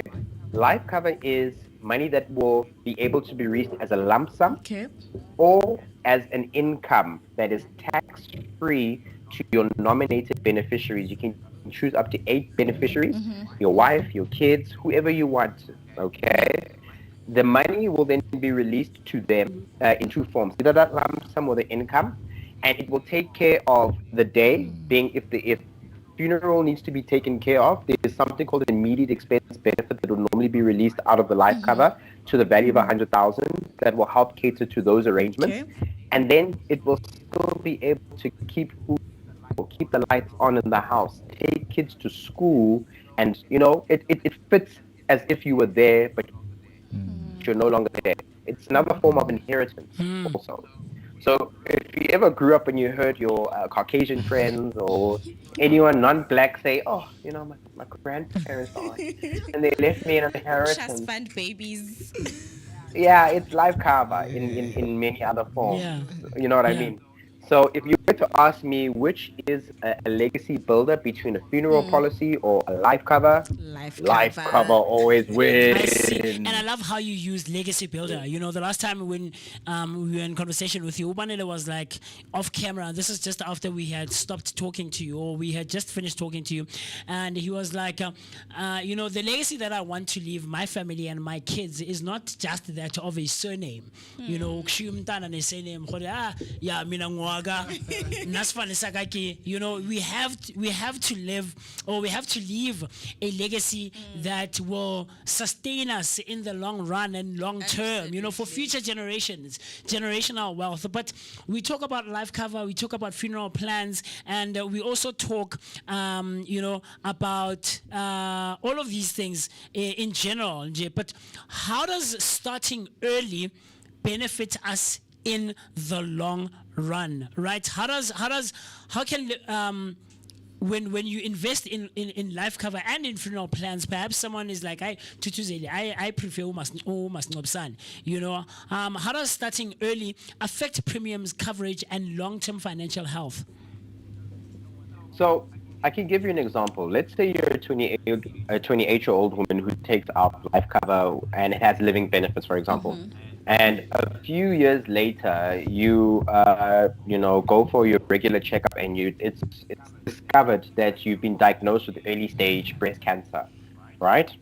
Now, in her policy, there would be a critical illness cover as a living benefit, and instead of her waiting and relying on her medical aid, her policy will pay out a lump sum that will cover her medical costs, and not just cover the medical aid side, but it will also cover her spending time away from work. It will also maybe be able to help elevate her life with getting the necessary treatment. I have a personal brother of mine who was on your show not so long ago, Uschaba. Oh, yes. And that's my brother-in-law, and he went through a life-changing ordeal with something. His health, yes, he mentioned. Exactly. Now, if there was no things in place financially or having the certain life covers, you will see a change in people's life in terms of how they can, work on a daily basis, how they can, do the things that they need to do. So having those covers in place in time at a younger stage, it's like jumping out of an airplane without a parachute. When you jump out of it without it, you're dead. And if you have it on, you can decide, put it now and have a soft landing. And that's what life cover is. We just never know with living benefits when we're going to need that benefit until it's too late. Yeah. So in our black communities, in our society, when it comes to health, high blood pressure, diabetes, all those kind of things. Those are claims that you could have if you had cover prior to, later on. You developing those things, that's a claim for critical illness, because there's over 130 different illnesses that you can claim from, but you need to have started the policy without it. And then when you do have it, you have a reason to claim, to get a lump sum payout, to get an income protection, because now you're not able to work anymore because of health reasons.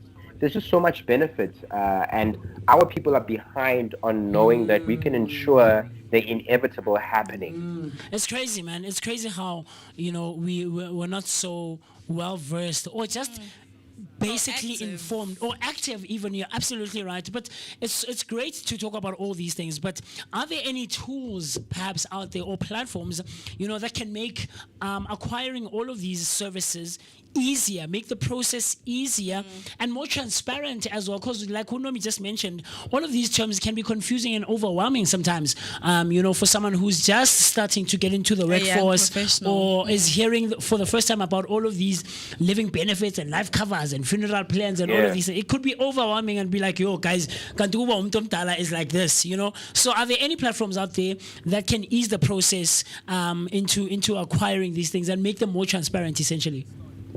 Yes. Come to the Liberty Guide for financial needs. Come on, man, I love it. No, but on a serious tip, to simplify it, get a financial advisor who understands your needs, not just trying to sell you a policy, trying to make a commission. Sit down with a financial advisor who's accredited, who can tell you that, listen, in the current life stage that you're in, typically, these are the stats for someone within, the ages of 25 to 35. What are the top 3 things that they should be concerned about around their living benefits? I can talk from my age. I'm 33 years of age.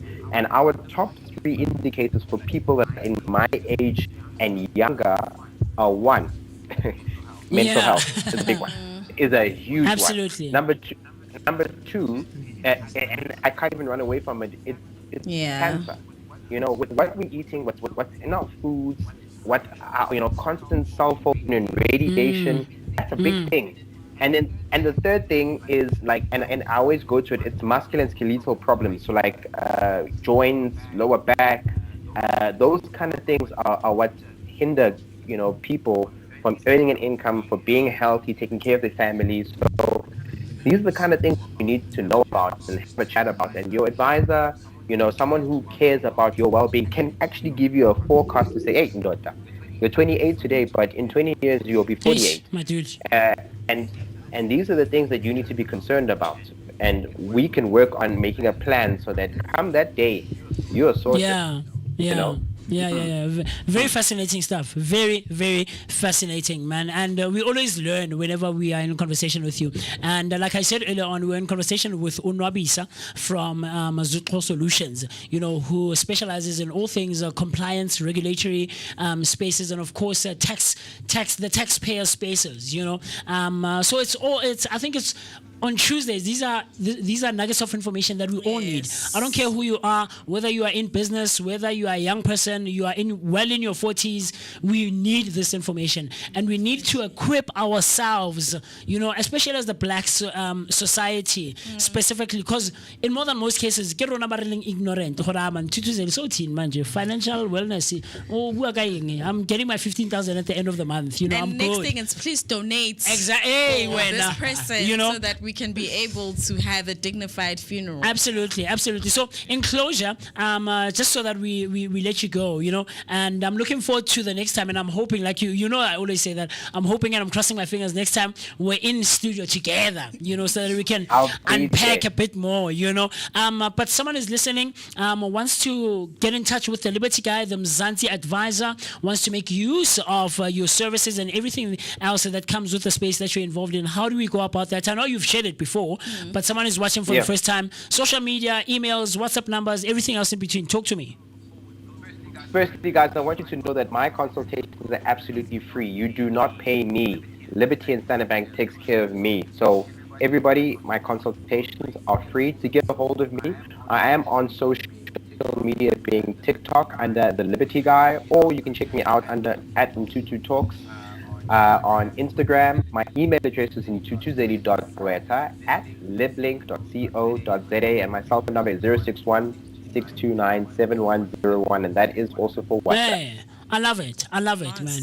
Always engaging, always exciting being in conversation with you, man.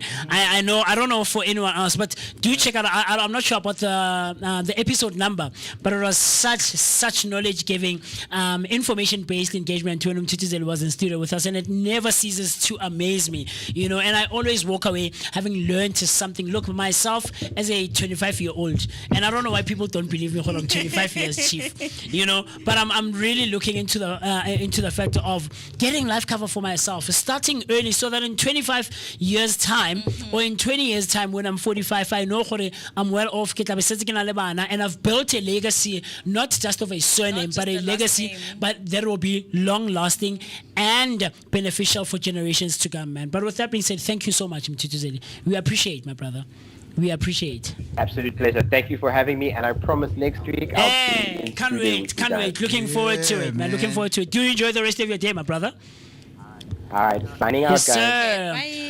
Wanna go high at the time right about now, 11 minutes after the hour, 10 o'clock on a Tuesday morning, the 7th of October 2025. We're about to get into a conversation about all things food. The founders of Umswenko Corner, Deacon and Umbali, are right here in studio with us and are about to talk to us about all things, kasi food. You would know that a month and a day ago, or rather a month ago, we were at the Soweto Kota Festival talking all things kasi food, culinary, kasi gourmet kotas, and today is no exception whatsoever. You know that honaldi kota, honaldi dakwoodi, honaldi sandwich, there's all kinds of things, and I can't wait for this conversation. Founded by culinary creatives Deacon, Bongani, Shongwane, and Mbali Pembe, Mswenko's Corner has been dishing out a premium street-style cuisine with flair for over 3 years. Proudly known as the home of Manyiki Nyoso.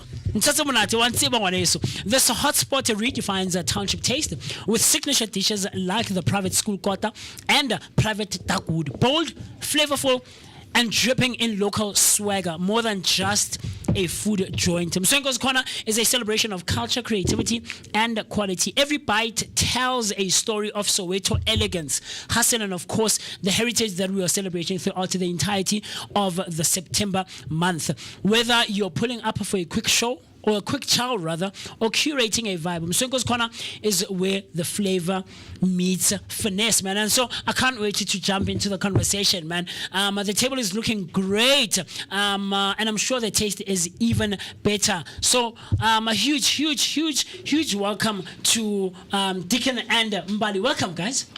Welcome. We really appreciate, man. Same applies here. Yes, sir. It's an honor for us to be invited. Yeah.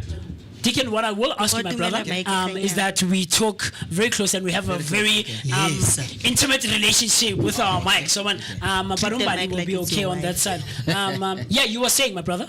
Okay, I'm saying it's an honor and a privilege that you guys have invited us here. We didn't see this coming. Yes, sir. So, yeah, it's great to be here. We appreciate, my brother. Welcome. So let's talk all things Mswenko's Corner. Where does it come from? How did it start? Where does the relationship begin for Wena Mbali, so that you get to a place where you guys not just let you got a little but you're creating style. So talk to me, my brother. Yeah. 2023. Yes, sir. Right, if I'm not mistaken. Nalembali, we went to a local outlet just to get food. Yes, sir. Makwenya was saying how okay, we waited like almost 2 hours. Okay. Bareleze Makwenya thing, we were very disappointed to a point of okay, what are we eating here? Hey. Mind you, I had a cupboard outside home. I was like, you know what?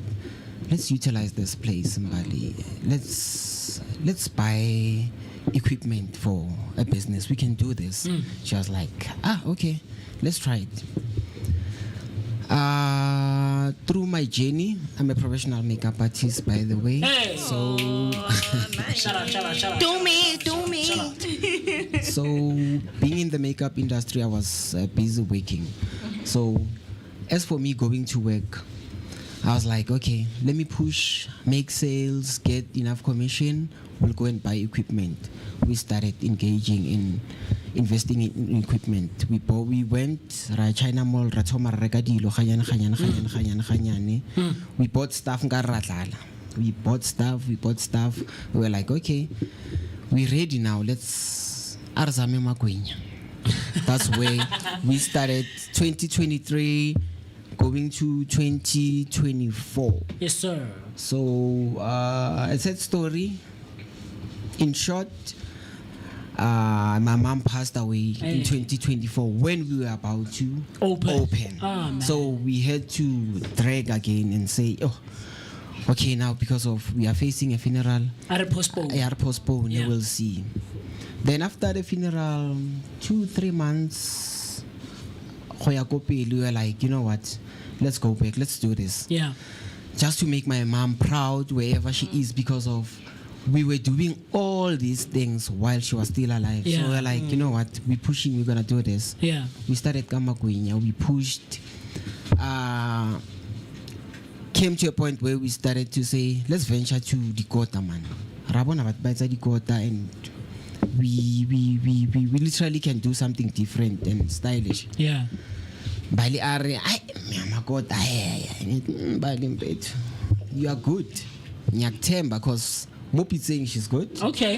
Just Bali. Okay. Mopi saying she's One good. Yeah. So I forced her, Yenzikota. She did it. We tasted it. Guys, we started Kakota 10 Ranta to be where we are today. Hey, man. We started Kakota 10 Ranta, 15 rands. If you compare my previous prices to nowadays prices, you will see the quality and the layer. So we give you something ultimate out of this world. I see. Yeah. So Bali did Kota, Rabba passionate Morikote. Bali decided to let's venture to dark woods.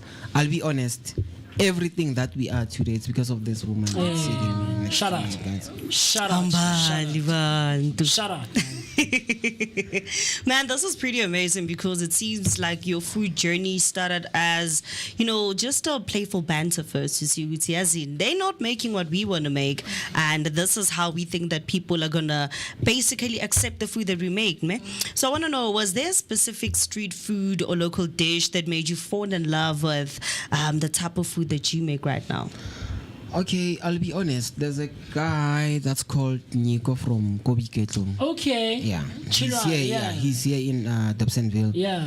We used to go reka dikota tsa teng le Mbali, and Mbali loved the kota. Le nna ne ke rata. I was like, yeah. you know what? Yeah. And I told him, Hore, one day I'm gonna sell the kota.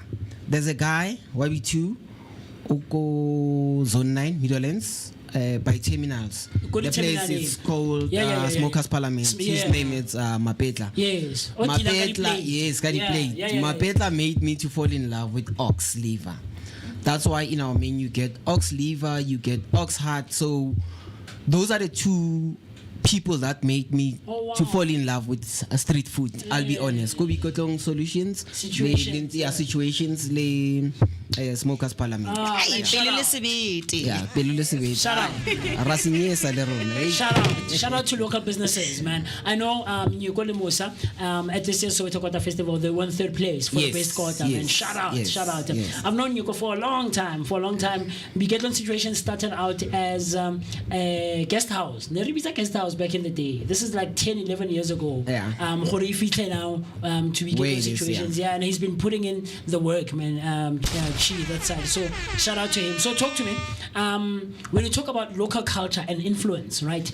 Kasi engwe has a style sa yona, like everybody just mentioned komidolo and se bana le style sa bone mo Dobsonville na le style sa rona o kena ka Soweto o bana go bua Sotho and go na le style sa teng. So how does all of that local culture influence your cooking style? Like you said, we inspire ke batho ba ba different who they themselves have different inspirations, and Luena Olembali.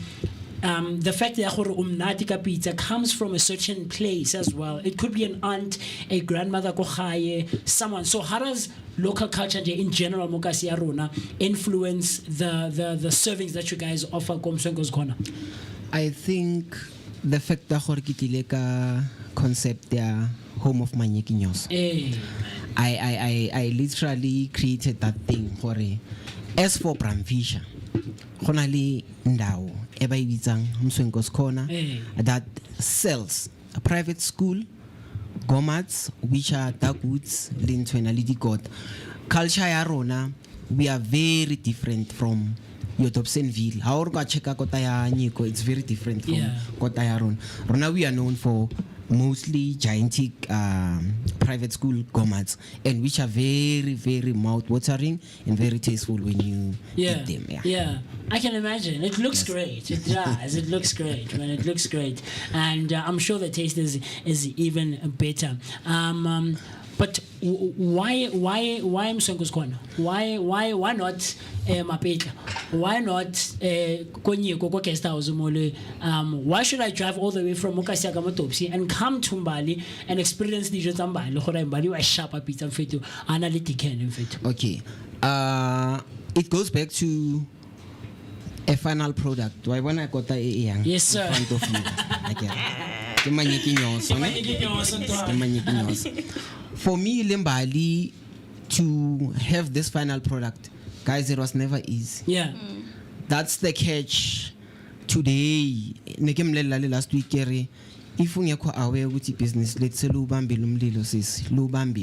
it's because of how I engaged in moving around outlets, checking for good quality products. For instance, I wouldn't say I'm shaming or saying something wrong about Escort, but you can't find everything nice for Escort. Yeah. It might be only Bega or Russian. Yeah, so that's if true. you want to create Manyekinyoso Mampela, you need to move around. One tool. Yeah. Maneuver or check the products is right to to make this private school gomat. Gawona man, you make this private school gomat sound like something that a person needs to have at this moment. First of all, mo told you the female version of man. So I also wanted to know, so how would you define street style flair in your cooking, and what makes it pop out more than any other cooking that you could find, Momo guys? Okay, Rona, when it comes to flair, it's the style that we present to the customers around. The jobs are Rona every time when you come, trust you me. So I think it's the culture within us. This is the presentation that we must always give to customers. Our food comes in high, good quality standards. Yeah. I love that. I love that, man. So I'll showcase. I mean, I know you guys, the Neresata Kokota Festival, you guys were not exhibiting there. No, we didn't. But when it comes to showcasing, because it seems like the style now, Nomi, is the towers that you go at that. It's no longer the 10-15 rand quota. We were talking about Lebanelo, it started from Kota Yaminsi at its inception. And Kota is actually a quarter of a loaf of bread.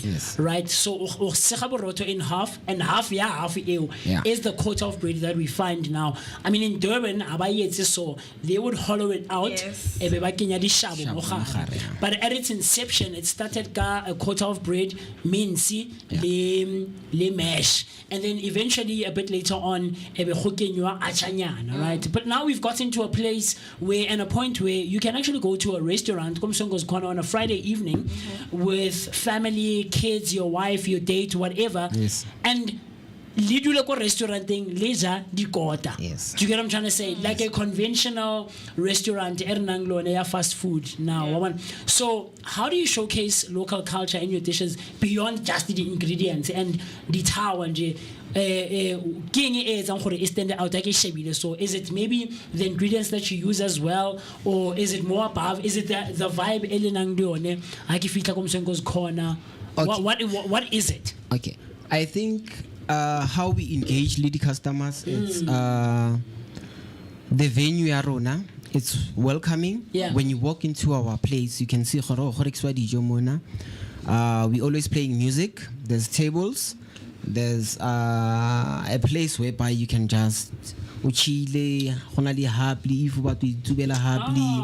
Yes, nice. if you want to buy some drinks, o ka nna re na le batho ba re ba hirileng ba ka nne ba romiwa ba lo rekela bojwala. So we make you to feel at home when you I at love Mswenko's Corner, Yeah. because le gane o batla gore let me just buy a takeaway just because of the hype that's around the Vibe, so the ba tlo vibe. lula. So ba tlo ploma. Okay, that's our catch. I love that. I love it. I love that so much. Mbali, let me come to you. Because right? Pizza. When we talk about creativity, innovation, you guys always try to go around. What are other quarter places doing?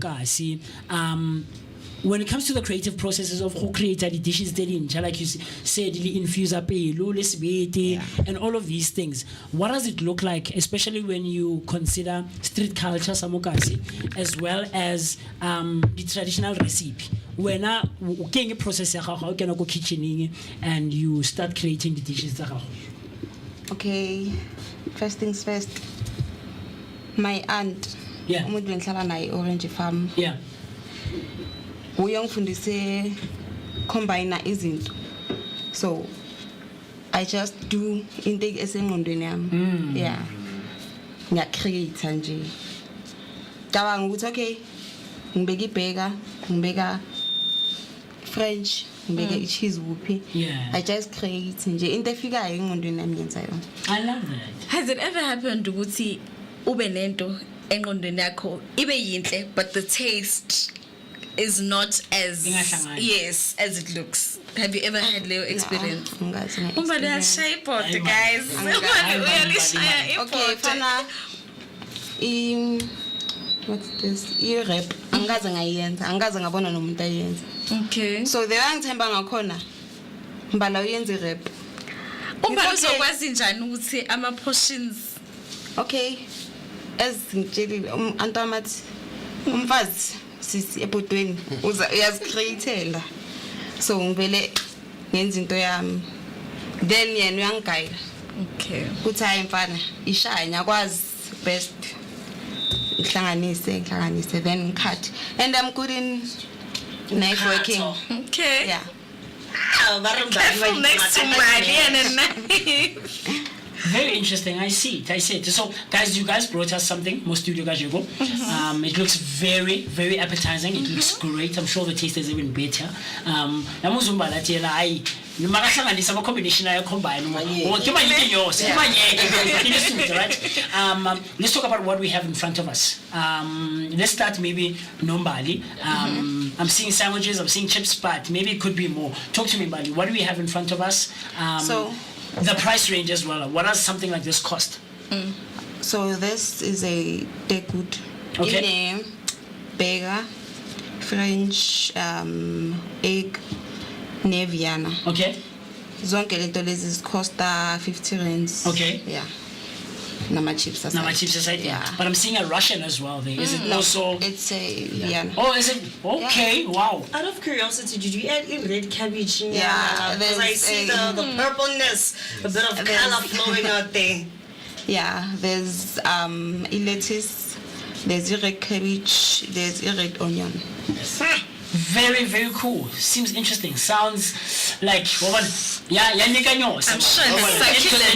Right? Okay, Deacon, talk to me. In front of us, what do we have? I'm seeing a tawa, Chief. This is a gigantic manyikinyoso kota, which is infused your lettuce, red onion, the red cabbage. Yeah. So kids on the some petals parsley on top. Yeah. Then inside we've got rice, which is chips, burger, Frenchy cheese. Then our mouth-watering Russian, the Vienna, and our iconic fish fingers. So this goes for 100 rand. I see. So price range it's a from Kokai, Fisa Kokai. What should I budget when I come? Okay, our cheapest meal is 30 rand, which is kenama toho, the quota, Okay. 50 rand. Then the highest quota is 250 rand. Oh wow. Yeah, which is a quota loaf. Okay. Oh wow. That comes with a rib burger inside, bacon, Russians, but multiple. So within your now, like 3 Russians, maybe 4 burgers. Like it's a family meal. Oh, I see. Yeah, so I see. If you are a family of 4 people, then you can purchase that. So it's a platter version of a quota. Do you get what I'm trying to say? Nice. We're here, we're dining, man, Yes. and we're dining amakota mfethu. Asikotanyana nje man, King size. And do you get what I'm trying to say? I love it, Deacon. So we're in terms of accessing you guys. I know a lot of local businesses in Bali these days they make use of things like Mr. D, Uber Eats. I know Purple Plum makes use of something called a Shove bike, where they deliver a bicycle in and around Mokasita Rona. But how do I access you guys? How do I get a hold of you guys? Coming to the shop, how accessible is it in terms of parking, in terms of affordability and things of that nature, Angie? Okay, I'll start with in terms of parking. In terms of parking, we've got a smaller space outside our place whereby if you are driving your own car, you can just come and park, come and buy your food and wait for the order. Then we in connection with Shove Bikes as well. Oh, nice. Yeah, so Erwin is my friend, so we incorporated for our deliveries. So we are more accessible. So if you want delivery, we do give deliveries, but during the week, it's for their safety, they've issued a statement that they close at 5 o'clock. So normally we open at 12. So you've got like 5 hours to try and have one of our maniginios. I see. I see. So 12 to 5? 12 to 5. For deliveries. Oh, for delivery. Yeah, for deliveries. Maralona as an outlet? You can catch us on Facebook, which is Deacon Swenko Gold. Then on Instagram, it's Swenko__ corner. Yeah. Then on TikTok, it's Swenko's corner. Then we are in contract with being on Uber Eats. So I'm just waiting for the final process of being in Uber Eats. So you guys are going to be able to find us on Uber Eats probably from next week. Oh, nice. That's amazing, man. Come on. So what time do you guys open and what time do you guys close besides the whole delivery system, the bikes? Okay, we are more on to 12 o'clock to 8 o'clock every day. Oh, a nice good 8 hours. Yeah. So from 12 midday all the way to 8 o'clock. And I can access me, come and hang out throughout all those 8 hours. You don't want to cook. I love it. Yeah. You know, Friday night. King size. So she's a plus. You don't understand? That's no tunes, a nice carport, music, chill and pension. I love it. Deacon, all of this is something amazing, man. And I can't wait for the team and the Vooka team to come through and hang out, man, and come experience the Maniginos. I love it, man. I can't wait to come and experience Maniginos, man. But there are a few comments that have come through on our comment section. Mpomoyo comes through saying, Mswenko's corner, Renaliwe, my guy. Thanks, Ausimbali. Shout out. Hey, nice one, man. And then the last one is from Uneliswa saying the food really looks good, you know. And I'll tell you from experience, I did Kokota Festival last month. Nelly Akai Bona Kota. Because she actually did with one of the vendors that were out there, Kokota Festival, physically to come and taste. And so when she says it looks good, so let's talk about future plans in the next month, in the next year, the next 3 to 5 years maybe. What are we venturing into? What are we looking most forward to? What can customers and patrons expect from Swenko's Corner? Okay, we've planned that in the next coming, I'd say we gave ourselves a prior of 1 year. Yeah. Yeah, we want to open our second branch. Okay, nice. We want to open our second branch. But the main big idea that we've got Limbali is to get a trailer pop up because of so many people want an access of our food, but they feel that they are very far. The distance. The distance. So if we can get trailer, then Le cut at distance. I love that. Did you pop up with a random? Random. Rekopitori this weekend. Come through. I love that. Very, very cool stuff. Mbale. I can't wait. I can't wait. You know, to see what you know, try and be innovative, try and change things around. So, so goes gonna out corporate feature phase. Phase 1. Phase 1. 444 Cameroon Street. So on the GPS, so they can just type Mswenko's Corner, then they will see it. Yeah, yes. I love that. I love that. You heard it first, right?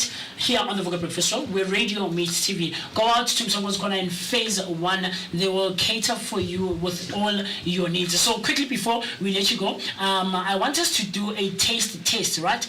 So that we can get all of this great tasting food that we see right in front of us. I mean, we have ikota, we have gourmet, dark wood. You understand that there's chips as well. I keep fanning chips, guys. Chips like no one's business. Now Kampela, the roll the chips, sauce. I can eat this the entire day. So with that being said, share your thoughts, man. Come through like Bompomo, you come through like Aboneliso. Tell us what you think. Is this something that you would go out and enjoy on a Friday, Saturday evening with your family? Hang out Komsongo's Gona. I mean, if you're someone who enjoys body habli, body truth, body inge, you can also enjoy the space and what it has to offer. Right, they have curated such a great business, drawing inspiration from great people who are doing amazing stuff in and around our communities. From Nico out at Dobsonville. Bigger situations, yes, and of course the Smokers Parliament out so you can imagine what they come up with when they see all of the things that are happening in and around. So I know Afriberry, you and Nomi are very big on taste test. So before we let everyone go, right, and we close it off for 4 in the morning. I'll go in for the chips, but give it a taste so that we can get authenticity. I will tell you, we've had some great tasting food here, guys. And they've never disappointed, ever. So I trust. This is my favorite part of the show. This is your favorite part of the show? Yes. Of course. What we will do as well is infuse the amapelepele spices for Africa that is catered by the amapelepele spices and sauces. What I have right here in front of me is something that I absolutely like making use of, which is the Nandi Glaze barbecue sauce. I love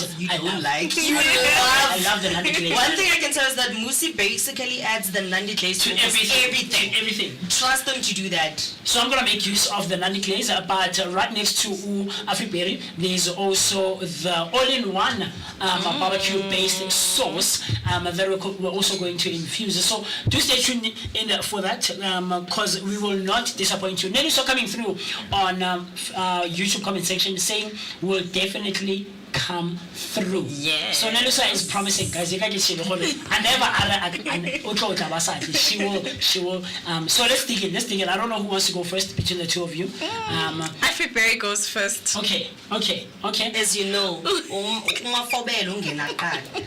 okay. So I'm gonna start with the fries on this side because the rest is like a bit hot. Do you wanna also? Yeah, and I'll make you some fries closer. Yes. So, Deacon, talk to me. When someone comes through, what do I expect? But what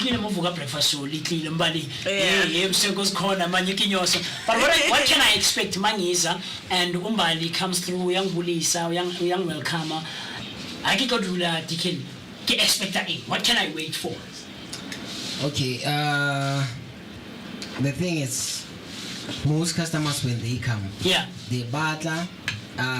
Expectations already they are high. I think it's because of how we declare our meals on social. Okay. We more of batchbag post. So I normally post every single day.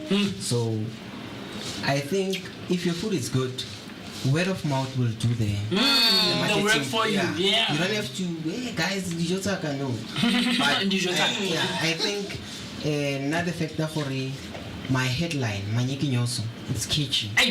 People come with high expectations that I wonder about bad.